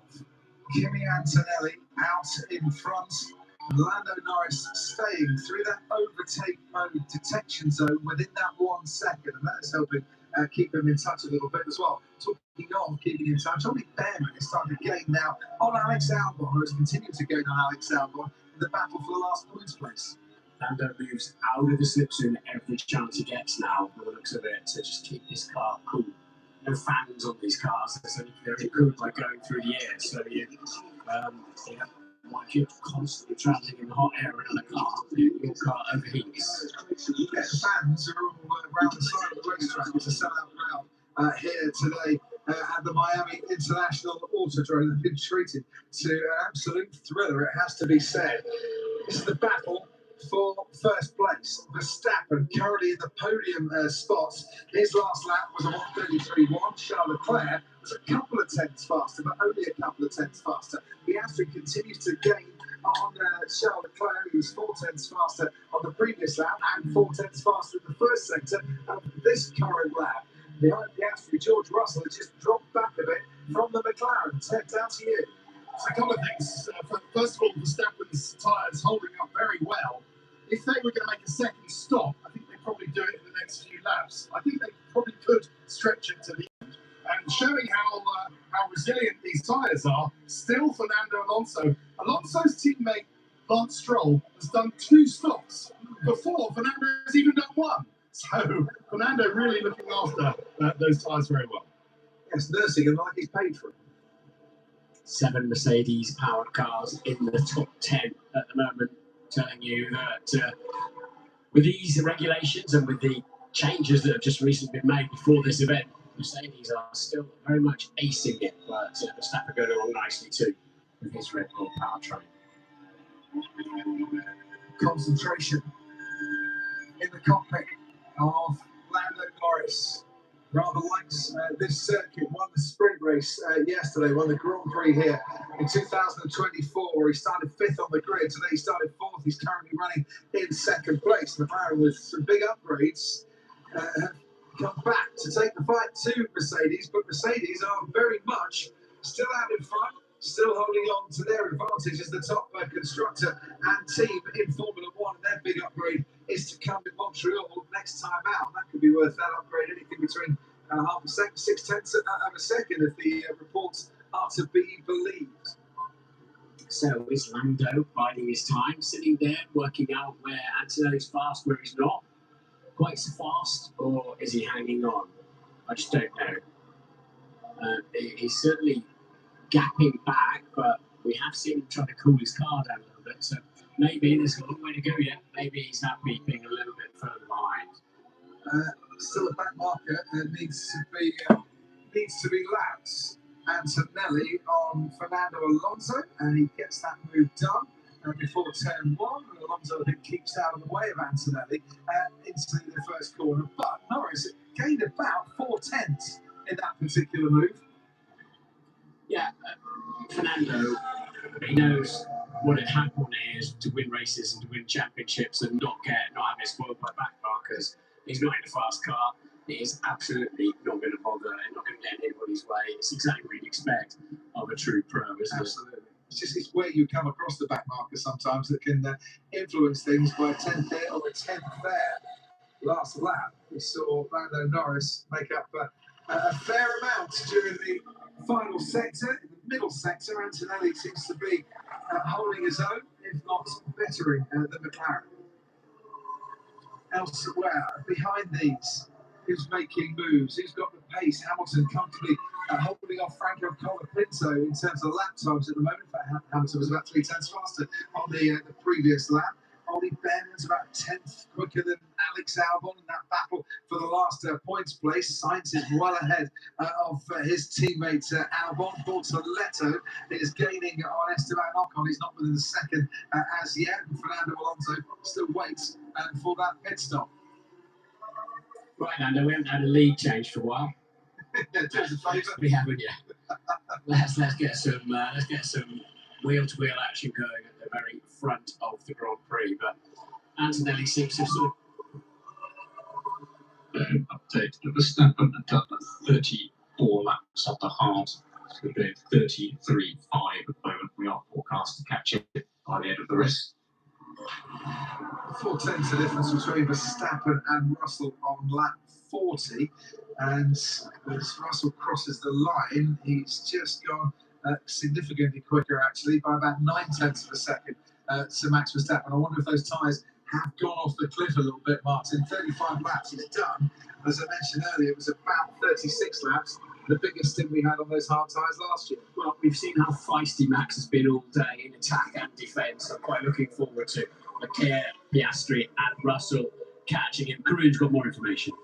Yeah, I think he's gone off the cliff a bit, hasn't he, Max? He's lost 3 seconds to Leclerc in the last 4 laps. So he's done a lot of time whispering, Max, in the 35 laps. But it might start to be a challenge now. Let's remind our friends at home what off the cliff means. Of course, it gets to a point where the tyres are starting to degrade in a progressive way, but eventually it gets to a point where they start losing chunks of performance and lap time, and that allows your challengers to catch you at a higher rate. Beautifully explained. Thank you very much, Karun Chandok. Another lap goes by, another lap closer to the checkered flag for Kimi Antonelli, aiming for Grand Prix history here in Miami this afternoon. He's taken his first 3 poles in consecutive races. He's won 2 of those races from pole. Football side, everyone. Hey, whilst his teammate is getting all the sliding, Kimi Antonelli is slithering his way, snaking his way through those corners and onto a potential third career Grand Prix victory and taking it from his first 3 Grand Prix poles. And no driver has ever done that in the history of Formula One. And this is a big moment in Mercedes with this race because they know they're out of sync with the upgrades, as you were just explaining, with regard to monitoring all of them. I believe McLaren are taking some bits and pieces too. But this was the big ace card that Ferrari and McLaren played this weekend. If Mercedes still win, I can understand why George Russell is pretty angsty out there. He's again half a minute behind his teammate, and he hasn't got any grip, and he's not happy. Very much so. He knew he was in a fight for this championship and had all the respect in the world for Kimi Antonelli before he came to Miami, and he very much ignores, will admit now, that fight is real. Valtteri Bottas has just been shown a black and white flag for ignoring blue flags. He's getting all the flags and all the colours shown at one time, though, I think. And Lando Norris then outside of the overtake 1 second section zone now, so does not get the benefit of a bit more power and a bit more speed. Leclerc should catch Verstappen in around 3 laps to start getting tasty ahead. Yes, because if Leclerc gets a bit held up, then that might be an opportunity for you, young Oscar. And he's another one that's lagging behind his teammate a little bit. If you're talking about George Russell and Antonelli, Piastri and Norris, I think, have a bit similar. Yeah, judging by the last lap, Leclerc will be on Verstappen in 2 laps' time. If he keeps that sort of pace up, he's just on a personal best, Charles Leclerc, and dragging Piastri and to an extent Russell along with him. And as your race leader, Kimi Antonelli, and as your world champion and driver in second place, Lando Norris. Whatever happens from here on in, whether Lando wins this race or not, at least he won't be finishing 5th, where he's finished both of his starts in 2026 so far. Kind of feels at the moment Lando doesn't have an answer to Kimi Antonelli's speed, doesn't it? Well, the gap is now around 2 seconds, Martin. It's, maybe Kimi has found his groove a little bit. He's found his swagger a little bit. And those rear tyres. Yeah, cooled them down, and that's helping him. He's got a back mark ahead of him. The one remaining racing ball still running, that's Arvid Lindblad. Meanwhile, Charles Leclerc can see a car ahead. That car ahead is Max Verstappen, who pitted some 37 laps ago to put those hard tyres on. They went Red Bull, if I could use NFL parlance, with the Hail Mary strategy. Gone long for this particular race. And it might just pay dividends in getting them a few more spots, but it might not give them the podium that they thought could have been possible. Helped out a bit by running some laps behind the safety car, but Verstappen's having to use all his 4 titles worth of experience here to keep that car as quick as he can. And all 4 tyres at one point or another. Yes, he's suddenly barging his way through, but it's been spectacular and very Max. Let's see how hard he wants to defend, and if he can defend towards the end of some of these straights. It's worth pointing out as well, Kimi Antonelli losing places at the start again, but on course to keep up the record this year of every race being won from pole, and him winning from pole for 3 races in a row. It isn't where you start, it's where you finish. So I just wonder how concerned he'll be about some of those race starts, because it comes good eventually. Yeah, absolutely. I mean, Antonelli, again. Which track limits this? He's gone off at least twice now. But he hasn't been noted as going off track limits though. He's talking about Antonelli, of course. He hasn't not been noted. Funny enough, Lando has been noted for track limits once. You get that bird's eye view. It was around about 5 minutes ago when he went off at turn 5 on lap 42. Here we go. Max Verstappen can see in his wing mirrors Charles Leclerc, and he can see how much Leclerc is getting the speed behind him and getting closer to him. And you just get the feeling Max has experienced enough to not hugely fight this, because the more he does fight it, the more that's going to hamper him in keeping these tyres alive in some way, shape or form to the end of the race. Yeah, it'll need to be done, I think, at the end of the straight with some energy. I think approaching Max, we're approaching a hornet's nest at the moment. He was 8th, wasn't he, at the end of the first lap after that spin? Max Verstappen. He was down in 16th after he pitted for those tyres. I mean, it will still be a net gain even if he's caught by George Russell. We have second strike for track limits, so no more giving, no more. But if it has come through and registered, it hasn't come through and registered on our particular monitor. The first one has now. Yeah, okay. It's just updating itself. Yeah. So there must have been one much earlier on in the Grand Prix that's off our screen. Yeah, you don't want to get that black and white flag and then really be under pressure. Right, here comes Charles Leclerc on Max Verstappen. This is for a podium spot. Charles Leclerc started 3rd in this race. He finished 3rd in the sprint. He finished 3rd in the Japanese Grand Prix. He's looking for 3rd place here. He's not going to make the move here. This is allowing Oscar Piastri currently to start gaining a bit. He's got that gap to about 3 seconds between himself and Charles Leclerc. Can Leclerc blast Verstappen here? Yes, he can. Picked his moment. Charles Leclerc up into 3rd place. Verstappen will try and fight it to no avail. Job done for Charles Leclerc. It's sort of deja vu there, those two in the first corner, because that's how it started, and then here comes Max back again. You just knew he'd be going back for a lap. That's how he's been driving all afternoon. Brilliant, love it. You think the move's done? You think, on fresher tyres, and Charles Leclerc's been on his for 15 laps less, that move is done there, and Leclerc, is going to blast off into the distance. But that was super from Max Verstappen. But did he use too much boost? And can Leclerc get it back again in the turn 11? And that answer might be yes, he can. And Charles Leclerc gets him out of car in the heads and just slams the door shut in the face of the Dutchman to try and preserve that 3rd place. Piastri's right there too now as well. So Max did his best to fend that off, but at the end of the day, his tyres are now 40 laps old. Yes, that gap between Charles Leclerc and Oscar Piastri just before Leclerc got past Verstappen had pretty much halved. But of course, Piastri has now got to get on terms with Verstappen and pass him. What was it the great man said? It's one thing to catch, it's another thing to pass. Indeed. So Fernando Alonso has been white flag, last final warning for track limits. Which is bizarre. He's a long way down there in 16th place. He has at least pitted now, to be fair. And look, these downshifts, they don't work, says Kimi Antonelli. Mercedes just monitoring that as we've got a yellow flag. Just waving very, very briefly on the side of the track. Someone had gone off at turn 17. Piastri is right on the tail of Max Verstappen. That was you would imagine down in the turn 11 he will want to get that move done so he can keep on his pursuit of Charles Leclerc. Yeah, Piastri wants to be on the podium. He needs to quickly dispatch the Red Bull on tyres that probably would not pass an MOT test. Yeah, he's already lost in the first sector, 6/10 to Charles Leclerc on this lap alone. Here comes Piastri.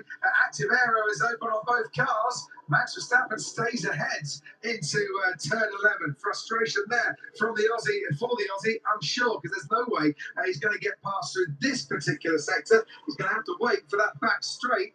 Maybe use up a bit more energy than he really would have liked, but he's almost pushing that Red Bull around turn 16, and he is right now on Verstappen's tail as the active aero opens and the drag is reduced. Yes, he has so much more mechanical grip through the Mickey Mouse section, and that's what's put him into play. And then they'll have to watch out down the pit straight. Verstappen will try to hang it around the outside, but then he needs to squeeze him and take the line. But Verstappen then, will he have any energy? Will he have any power mode to come back at him towards turn 1? He's there. Is he close enough? Well, he's not quite close enough. And as they put the brakes on, the battery levels get topped up into both cars. And I'm sure Oscar Piastri will be very thankful for that. Another straight line mode coming up now. Watch that Red Bull rear wing. You might not have seen it during the course of this weekend if you're only just tuning in. It flips 180 degrees. It kind of does the Macarena, or the Max-Arena, as they like to call it, down into Red Bull. And it gives you even more, I think, of a gap than the McLaren one. It's phenomenal. There goes the active aero on the McLaren and the Red Bull as well. I think it's game on now. between Piastri and Leclerc for the final step on the podium. And Norris still very much keeping Antonelli in sight. Karun. Yeah, Norris is keeping the pressure on Antonelli, and he's not very comfortable, Antonelli. Martin, I heard him a few messages on the radio saying, I'm having troubles with downshift. There's something weird going on with this car. It's not a particularly relaxing feeling for him as the reigning world champion bears down. That pressure, sitting still outside the overtake zone at about 1.5 seconds, but not all calm in the Mercedes at the moment. Interesting stuff. I think Bono will be telling him, no, you don't need to share all that information. We can find a better way to let us know what's going on than telling our rivals that we've got potential issues. But if Lando Norris has been saving any performance, we're getting to that phase now where he needs to start delivering it. 4:30 Grand Prix for Fernando Alonso, 2:85 for Sergio Perez, his teammate, by the way, Valtteri Bottas, starting his 250th Grand Prix this weekend, and congratulations to him. But Alonso and Perez are having their little scrap now. Alonso on the soft tyre after pitting just, 6 laps ago. And this is the battle currently for 15th place. Aston Martin are on course for a first double car finish of the season. It's a small crumb of comfort for them, I'm sure, but it will be some crumb of comfort for a team that have been on the back foot, so probably about 10 yards behind it, right from pre-season testing. Just to put in perspective how well Antonelli and Norris are going here, they've got a pit stop in their pockets. If they made a pit stop, they'd still come out first and second. But that's the margin by which they sort of excelled out front. And that gap between Antonelli and Norris has grown on this particular lap by about 0.3 of a second. We're on lap 50. George Russell and Max Verstappen will be very close to each other very soon. Talking of getting close, Fernando Alonso and Sergio Perez now on the drag down towards turn 11. Aston Martin hasn't got the straight line speed. If we think back to that pit stop when Mercedes pitted Antonelli first, got him out, and just got out and stayed out ahead of Norris, that was it, wasn't it? That's made the difference. 3.7 seconds stationary for Lando Norris, where one rear tyre was a little bit sticky, as you say, coming on, Martin. That could be the key to this race. Now, an awful lot else has happened, it has to be said. Kimi Antonelli did start from pole before Lando Norris got past him at the start, but yeah, it didn't help, that pit stop. Norris's cause, that is for sure. Well, it was the lap, really. It was the extra lap. Ooh, that's a big old slide there from Kimi Antonelli. Well, he's sliding. George Russell, who was complaining about sliding, is now saying the car feels a bit more together. That's bizarre, isn't it? Yeah. The fuel's kind of burned down. It's that much lighter now as well. Maybe that's made something of a difference. So behind Max Verstappen, George Russell catching him. Lewis Hamilton with damage on his car from that first lap contact with Colin Pinto is still in 7th and running in kind of no man's land at the moment, not close to Russell and well ahead of Franco Colapinto in 8th. Yeah, and now Antonelli's got a back marker, a lap runner between him and Norris, but not anymore as they head down the pit straight. But Norris then again now 2 seconds behind. I don't think he's got an answer. I don't think he's got an answer for Antonelli's ultimate pace out front. I mentioned Colin Pinto in 8th just a moment ago. That would equal his best ever Grand Prix result, which he picked up in Baku in 2024. But the next lap, there is a chance of light drops. Nothing you would imagine to really impact on the end of this race. No, because the track temp is 36. There's quite a lot of warmth out there. The tyres are nicely warm, so it take more than a few light drops to slow these things down. Let's head down to you. Yeah, good point you make about Franco Colapinto. He has had an 8th just one before, so this would equal, as you say, Crofty, his best result. Good potential double points finish for Williams, which is much more than they thought they were going to get coming into this weekend. So great stuff. Sainz and Albon have managed to get a result ahead of the Haas of Ollie Behrman. Has just dropped off the back of them by 6 or so seconds. So Haas losing some performance. Lewis Hamilton's been 7th more or less the whole race. So if he's asking how I'm 7th, it's been a lonely race with damage to his car. He's just been there or thereabouts. And finally on the rain, Crofty, you heard that radio message. Might be the odd little drop of rain in the next few laps, but the bulk of the rain isn't coming until 5 p.m. local, which would have been an hour into the original start time. So if the organisers and the FIA were trying to keep everyone safe and dry and avoid a wet race, then they made the right decision by bringing it forward by 3 hours. Yeah, absolutely the correct call. And thank you for joining us and switching on 3 hours earlier than originally intended. And commiserations to our amazing crew here at Sky Sports, who look like Martin, they might be packing up in the rain this evening. Yeah, the D-Rig gangs in the paddock have got plenty on, haven't they? And I mean, obviously, well, a lot of stuff will head up to Montreal for the next Grand Prix. But meanwhile, we've still got these last 4 laps, 5 laps, including this one, actually. And if, as I said, Lando Norris has got anything in his pocket, he's going to start delivering it, but I can't see it. We haven't seen any signs of it, have we, that he can do anything other than match Antonelli out front. Of that top 5, it is worth reminding you, or telling you for the first time if you're only just tuning in, Max Verstappen does have to go and see stewards after this race for an infringement that could be crossing the line at the end of the pit lane. Did his tyre make contact or cross over the white line where you're not allowed to on the left-hand side? And the stewards have decided they actually want to talk about it after the race rather than during the race and look at whatever pictures they've got. That could be a 5-second penalty coming Verstappen's way. It would drop him down into 6th, even if George Russell can't catch him. Stewards can give a 10-second penalty, but probably not for that, to be honest. But it's just worth having in the back of your mind for the man who spun around on the opening corner and has been putting the spin to good use of making his way back through the field. And I have to say, 46 laps on that hard compound tyre.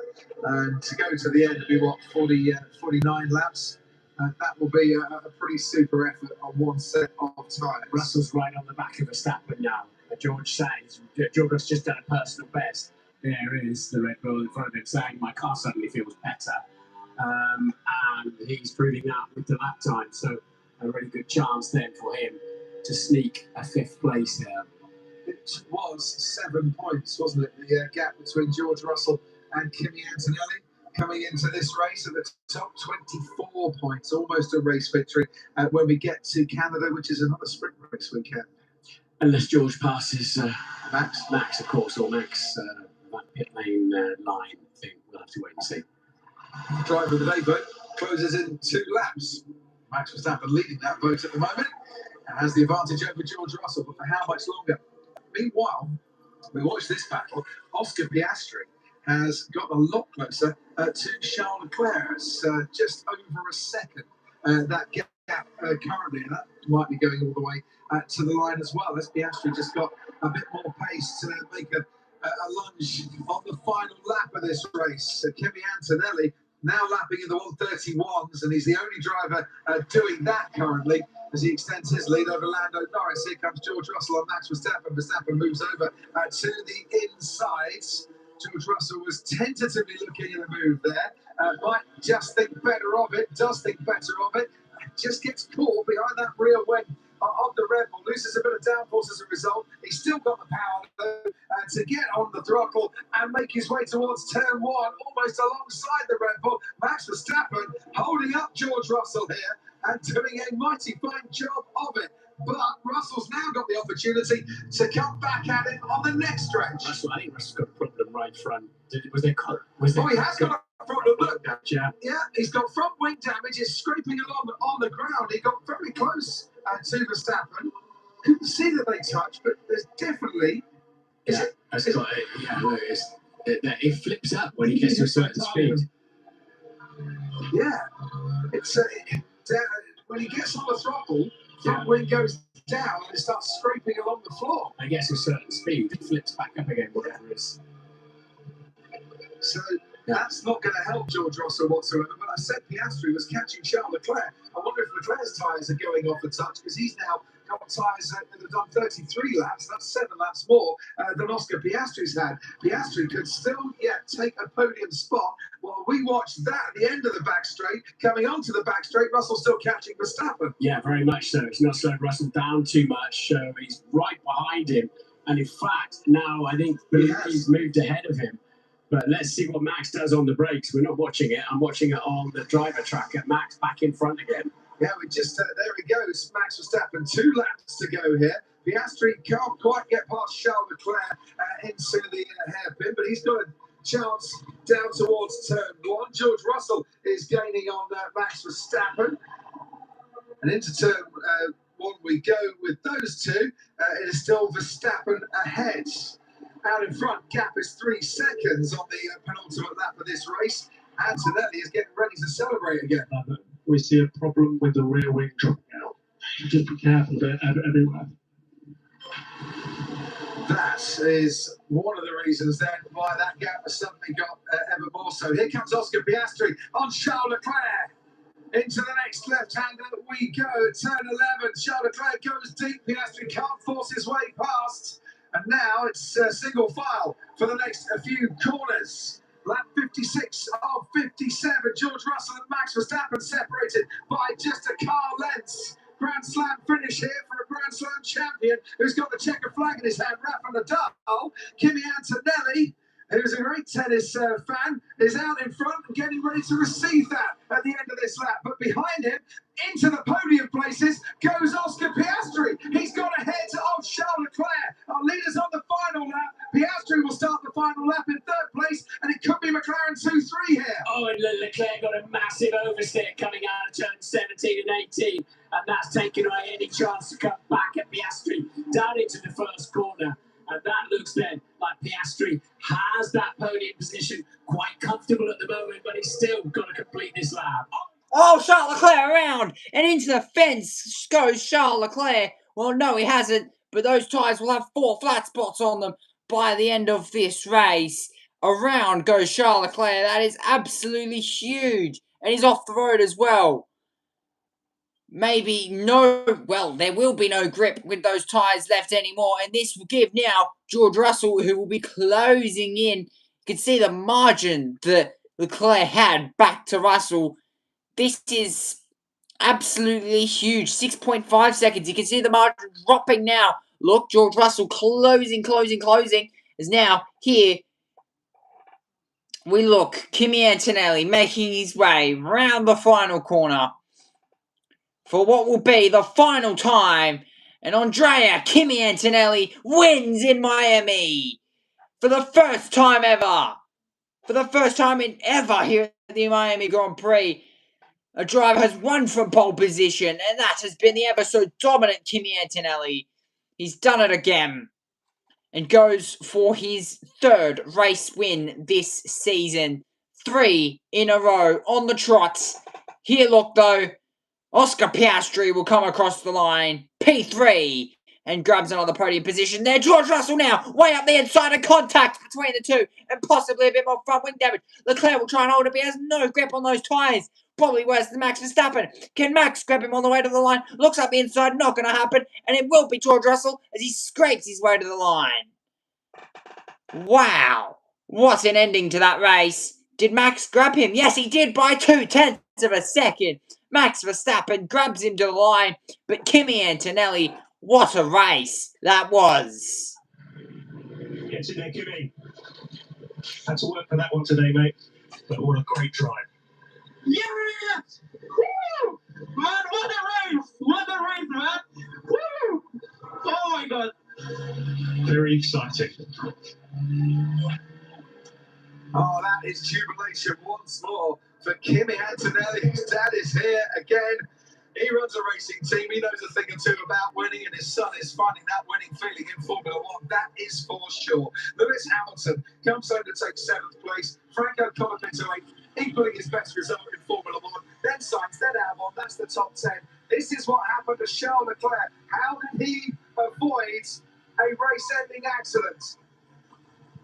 He avoided it by making contact with the wall with his front left tyre, not the rear wing. Yeah, so he's damaged. You can see his left rear is damaged a little bit, and that's compromised him. So basically, it's done. It's like because the tyres are a bit older, It just wouldn't come back, would it? Just caught him out. It got to that sort of point of no return. And getting over the line. They made contact with George Russell as well. Russell's finished the race with a damaged car. Max Verstappen might have had a bit of a damaged car because he's made contact earlier. Charles Leclerc's definitely got a damaged car. And that's how the three of them crossed the line. Wow. 4th, 5th and 6th. That's a cracking race, wasn't it? I enjoyed that race. Lando's... What will Lando think of it? Yeah, well done. How did we not win this? We should have won, guys. Good try, good effort. Nice to see the progress. Yeah, well done. Let's keep pushing, guys. We can get back to winning. We can make it easier for ourselves. Thank you very much. So it was, 1.8 seconds, I believe, between Lando Norris and Kimi Antonelli. Mercedes went for the undercut, pitted first, and as a combination of his driving... Yeah, sounds good. Well done. That is a really well-deserved podium. P3, amazing. Yeah, it was depth of the wire. Well done, everybody. And yes, good race. Yeah, 3rd from 7th, not bad at all from the Asterix. So it was a combination of Antonelli's driving and a slow pit stop for McLaren. Things flipped round a little bit, and Norris didn't have the answer to try and get past. Can you understand why he would be very frustrated with that result? Yeah, I mean, obviously they lost out in the pit stop and they lost track position, and that's why Lando was like, hang on, we were fast enough. We won the sprint. We were fast enough to win this race. We haven't won it, and he's not happy. But if he was happy, he'd be worried. That man's happy. Well, both of them are. To be fair, it's another victory. Kimi Antonelli extending his advantage at the top. George Russell picking up a couple of places then in the last couple of laps, and that will certainly help him. 12 points he scored. He was looking at 8 points at one stage. Charles Leclerc limping home in 6th, did superbly well to finish this race, and he is doing superbly well. Race after race after race. The first lap he led of this race was his 100th Grand Prix lap led. And he put a few more in after that. As once again, he dives into the embracing arms of his teammates and gets a big hug from Dad too. It's not like we've been short of compliments for Kimi Antonelli so far in his racing career. We're going to have to find a few more. Yeah, he's just growing in stature, growing in confidence, isn't he? And he's keeping his head with a lot of help, I think, from Uncle Bono on his radio. What a combination they're turning out to be as well. Just, you can sort of hear there were points there where Kimi's getting a bit overexcited about gear shift panels and tyre temperatures and all that, and just kept it on. But he's got such raw speed and he's got a lot of car control. You see, he's very happy if the car, not happy that it's moving around, but he can handle the car moving around. That's a really key skill that not many drivers can, especially cars this powerful, can tolerate that sort of movement. Damon Hill, Mika Hakkinen, Kimi Antonelli, the only drivers to win the first 3 Grand Prix consecutively. Ed Senna, Michael Schumacher, Kimi Antonelli, the only drivers to take their first 3 poles consecutively. Kimi Antonelli, the first driver ever to take his first 3 career wins consecutively from his first 3 career poles. He's in the record books already, and not just for being the youngest to do something. Yeah, exactly. That's quite the list to join, isn't it? And he did it in style. He's won all. I mean, he got a bit lucky. Let's be honest, he got lucky in Japan with the safety car, but his pace when he did get the lead there was absolutely mighty, and it was again today. And that's a big statement for Mercedes to win that Grand Prix.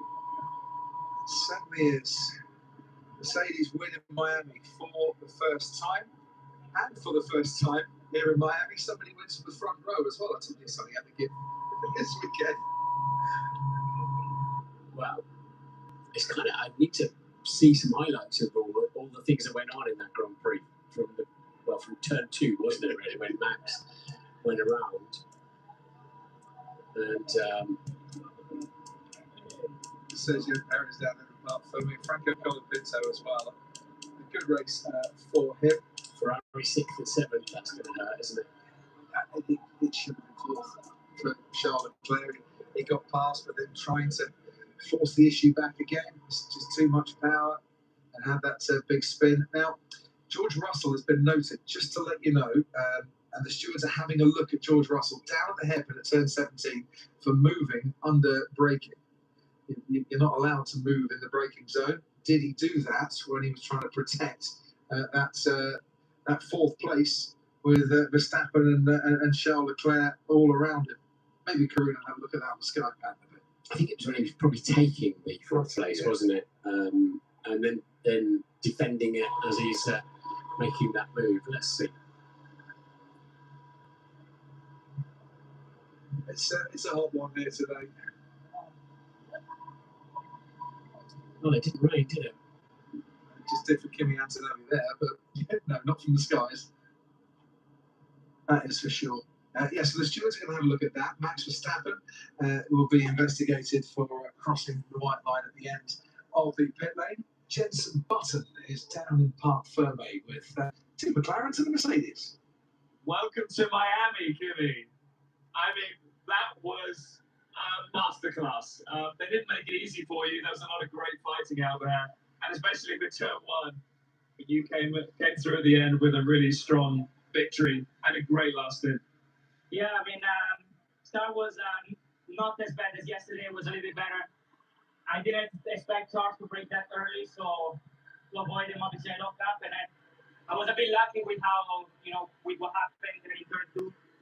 And then I did a little mistake with the energy management, trying to overtake Charles, and then I lost the place to Lando, but then the pace was strong. I was able to stay close, and then the team did a great strategy. We did a massive undercut, and then we managed to bring it home, even though it was not easy. I know you're thinking about this moment in time, but today you made history.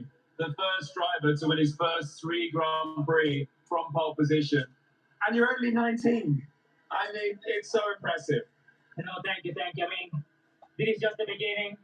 The road is still long, but we're working super hard, and the team is doing an incredible job. And without them, I wouldn't be here. So mainly thanks to them, to my family, and I'm gonna enjoy this one and then get back to work because Canada is in 2 weeks' time. Well, congratulations, and take a nice rest. Thank you. For the next one. Cheers, Kimi. Thank you so much.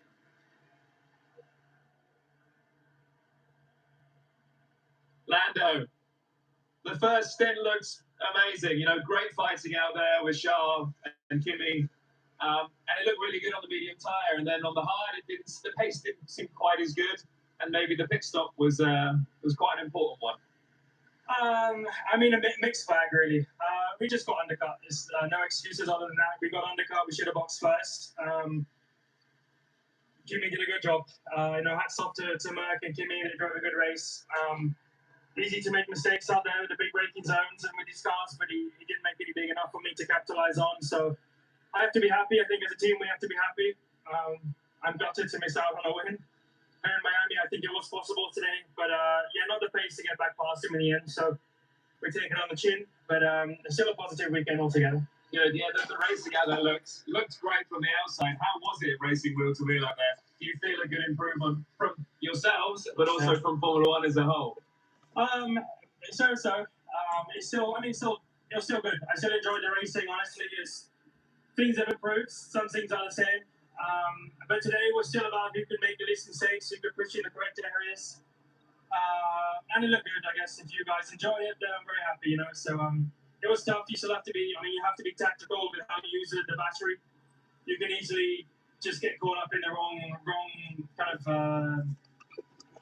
running of things and get caught out badly. But other than that, I feel like I did a good job and the team did a good job all weekend. So I have to be proud of everyone. Progress. Thank you, man. Thank you. Oscar, we didn't really see that much of you on the screen initially, but a great fight through in the end. It looked like, after Suzuka, where you were so strong in the start of the race, it's been a bit of a trickier weekend, especially qualifying. But you came through the end and picked up a great podium there. Yeah, definitely. It's not been the most straightforward of weekends. I think, qualifying yesterday was a bit messy for both of us, but the pacing on parity again today, and had to make a few overtakes. Obviously, the end of the race was a pretty late start, but just very, very tricky around here, especially in these conditions. So, thanks to the team. And clearly, we were a step closer in performance once again. So, nice to see. it must be promising to see, obviously, Lando doing a good job this weekend and seeing yourselves get so much closer to the Mercedes. Obviously, the sprint race was in front of them. So you must have a positive attitude moving forward to Canada. Yeah, definitely. I think this weekend we showed that if we get track position, we can hang on to things well. We were close in Japan, but definitely take a step forward, and hopefully in Canada we can take another step forward again. So yeah, excited for the future. Thank you. Thank you. Cheers. Oscar Piastri and Lando Norris, and your winner this afternoon, Kimi Antonelli. With Jenson Button down in Parc Ferme. Meanwhile, a few moments ago, in the pit lane, Ted Kravitz caught up with the team principal at McLaren, Andrea Stella. Well, Andrea, well done. It's a double podium. So you've ended the weekend with a sprint with a 1-2 and a 2-3. Would you have taken that before the weekend started? 100%. 100%. We don't have to forget where we come from. We come from a relatively difficult start of the season. We reacted. We always said internally, irrespectively of where we are at the start, we know what we are capable of. So I think we have demonstrated big thank you to the team for the hard work that led us to delivering all the upgrades in various areas of the car. They have made us competitive. Well done. They made us competitive, and when it's so close, then it's a matter of execution. Sometimes it's a matter of details. I think Mercedes, they still have a little bit of advantage on us, but it's good to be there, and the championship is still very long. I'm sure you heard Lando on the radio, like we heard, saying we could have won it. Is there anything to the point of view that maybe you were being a bit conservative, maybe with an eye on the weather, and let Kimi pit first, and with a great outlap, he closed and was able to rejoin and take the lead? I think you summarized it well. We had an opportunity to win 100%. We were chased by a car that was a little bit faster than us. We were monitoring the weather at the same time. And when Kimi pitted, his outlap was just mega. We couldn't match it with our performance in the in-lap. We lost possibly a little bit of time in the execution. We could have done better, but we are very happy. We take all the positive out of this weekend. We are there. There's some new stuff coming for the coming races. So exciting time ahead of us. Very good. Congratulations on the weekend. Very solid. Thank you very much. Andrea Stella with Ted Kravitz. Just to let you know, while we were hearing from Ted and Andrea, that Charles Leclerc is going to be investigated for leaving the track multiple times and gaining an advantage. He definitely left the track. Did he gain an advantage? The top three are on their way to the podium, and we can reflect, Martin, on some of the drama of the last few laps. This is the Max Verstappen George Russell incident where contact was made, and we saw the end result of George Russell's front wing being damaged. Now, did he move under braking here? Absolutely not in that one. If that's what they're talking about, I think first corner was racing incident. I don't see anybody actually. There's George pulling out. Is he going to move in the braking zone? We're in two braking zones. So here's Charles Leclerc's spin. Yeah, and then we do see him with damaged suspension. We do see him sort of in some uncharted territory here and there on that lap. That was contact. I don't think George moved there either, really, did he? He said he left enough space. But that might also be being investigated too. No further investigation for moving under braking George Russell. Not what we saw. Well, those bits we saw, absolutely not. Charles, we know he went through, scampered through some runoff areas because he didn't have full control of the car, didn't he, with the damaged suspension, but he ended up losing those two places anyway. If he got a 5-second penalty, it would make no difference. If he gets a 10-second penalty, he'll fall behind Lewis Hamilton. And the Leclerc-Russell at turn 17 incident, causing a collision, will be investigated after the race. Good job the start time was 3 hours earlier, because the stewards could be here for a long time tonight with the amount of things that they have got to look at after this race. And the little ride to the podium, which is on the other side of the stadium from where the pit lane and the garages are, has given us time to go through a few of those incidents. Waiting for Kimi Antonelli, Amy Walker, the trackside operations engineer at Mercedes, is going to go up onto the podium to pick up the trophy. And Mercedes today moving ahead of Williams in the all-time list for podiums by a constructor, 316 total to date. So they'll be third on the all-time list behind McLaren and Ferrari. Lando Norris still looks pretty miffed with the outcome of that race today. Could have been his. One that got away. I'm just sitting here thinking, we're going to see a teenage world champion this year.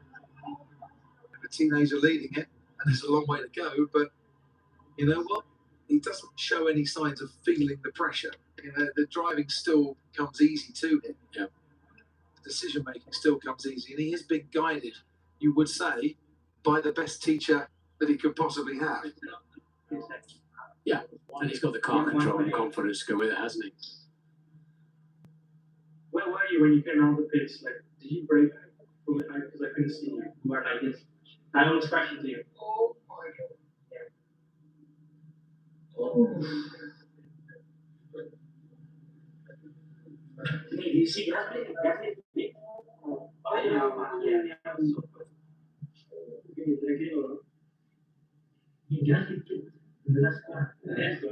I saw you.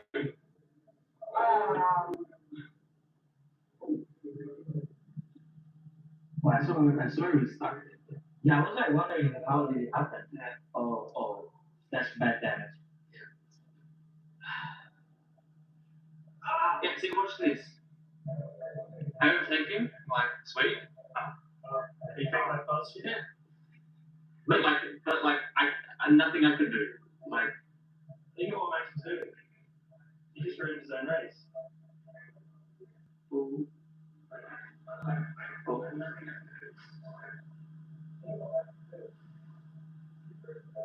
Oh my god. Oh. This is on the end? Yeah.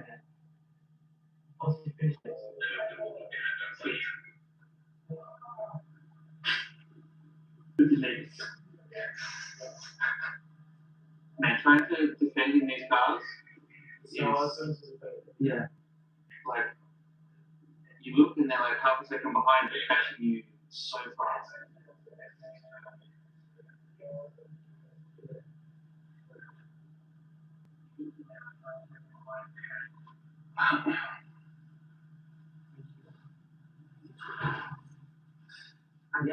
That was a fascinating debrief. It really was. Thank you, everyone. Thank you so much. It's good to be back like this. Let's keep pushing. Kimi was really impressive. Very impressive, dominant from the beginning to the end. They could control the stars, but you're driving. That was really good. And you know, I like to complain, but there's nothing to complain today. Yeah, I know. I was a bit stressed. Very good. Very good. Kimi Antonelli in conversation with Toto Wolff, his team principal Oscar Piastri in conversation with Lando Norris and Kimi Antonelli. Fascinating to hear what the drivers were saying there, particularly about you just can't defend at some stages. They're there on you with a flash. Yeah, but what goes around comes around, doesn't it? In that respect. Oscar Piastri's dad was there talking to Zach Brown as we cut to the crowd. Yeah, that was wild, wasn't it? Absolutely wild. You know the stewards are a bit busy tonight. They're going to be even busier. Charles Leclerc is going to be investigated for driving in an unsafe condition. He's hit the wall, he's managed to keep going. He's being investigated for leaving the track multiple times on that final lap, and they're also going to look at whether the car should have just been pulled over to one side, whether it was in an unsafe condition or not. Yeah, he got it home, didn't he? Had four wheels on it, all pointing roughly in the right direction. I'm more along the lines of Nigel Mansell pushing his car over the line in Dallas, to be honest. That's what I like to see. That you can't just go, bump the wall, park it, get out of the way. I mean, George Russell's car was every bit as damaged, unsafe condition, and of course he carried on. So that's nonsense. They're going to look at it. Come on, mate. That's why I will never be a steward.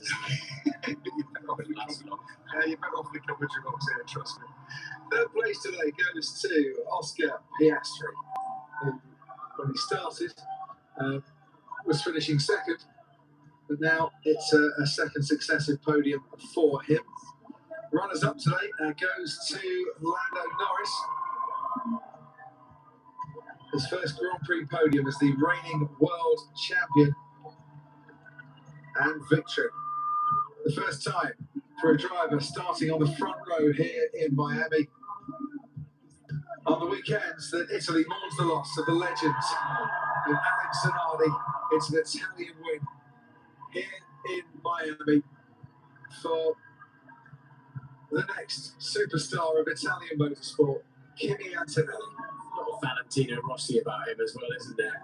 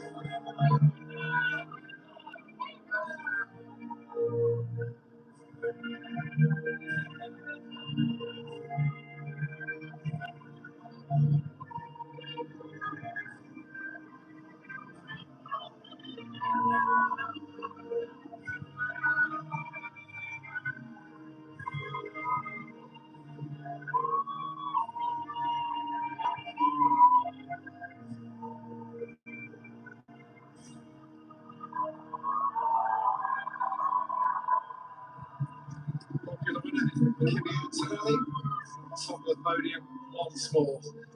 He has a 20-point lead over his teammates George Russell in the Drivers' Championship as he receives the trophy for the winning driver from Stephen Ross. Mercedes have a 68-point lead over Ferrari, with McLaren the reigning champions.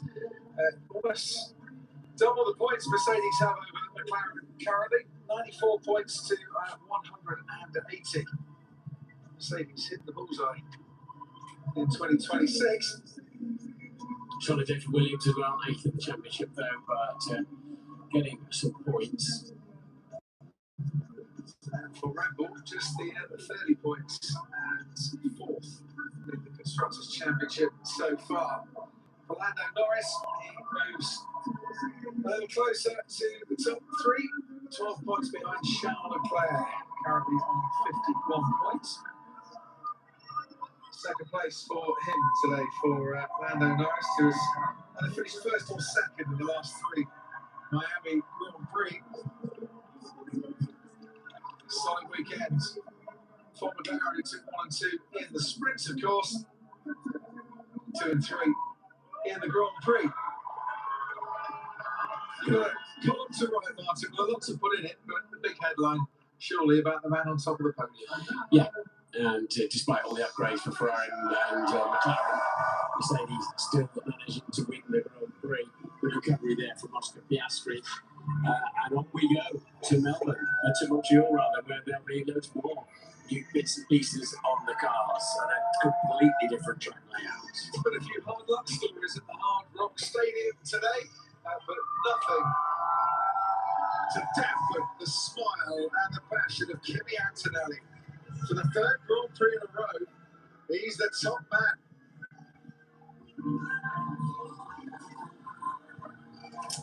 Indeed, he is. Andrea Kimi Antonelli will have all the confidence heading off to Montreal in just under 3 weeks' time, when of course we do return. Yes, another big gap in the championship again, 2 to 3 weeks before we return to Montreal. But until then, plenty of sporting action still to come, with next weekend it being the kickoff for the Italian F4 Championship as well. And then the weekend after being the second round of the GT World Challenge Australia, powered by AWS, for round 2 there. And then, of course, the weekend after, it will be the Formula Regional European Championship, returning when we head off to Spa-Francorchamps. And then the weekend after will be the Miami Grand Prix. Will not be the Miami Grand Prix. It will be the Canadian Grand Prix. It should be fun. It'll be interesting to see what happens. Of course, plenty of rivalries happened last time when we hit Montreal. Rain, controversy between the two McLarens. Will that continue? We'll have to wait and find out. It'll be very interesting. But plenty more sporting action. And of course, a bit later on today, though, we'll be back for F2. But next, though, in just about 10 minutes' time, we'll be back for the Australian F4 Championship, continuing for race number 2. That's next. But until 2 weeks' time, Formula 1 returns at Montreal. Bye-bye.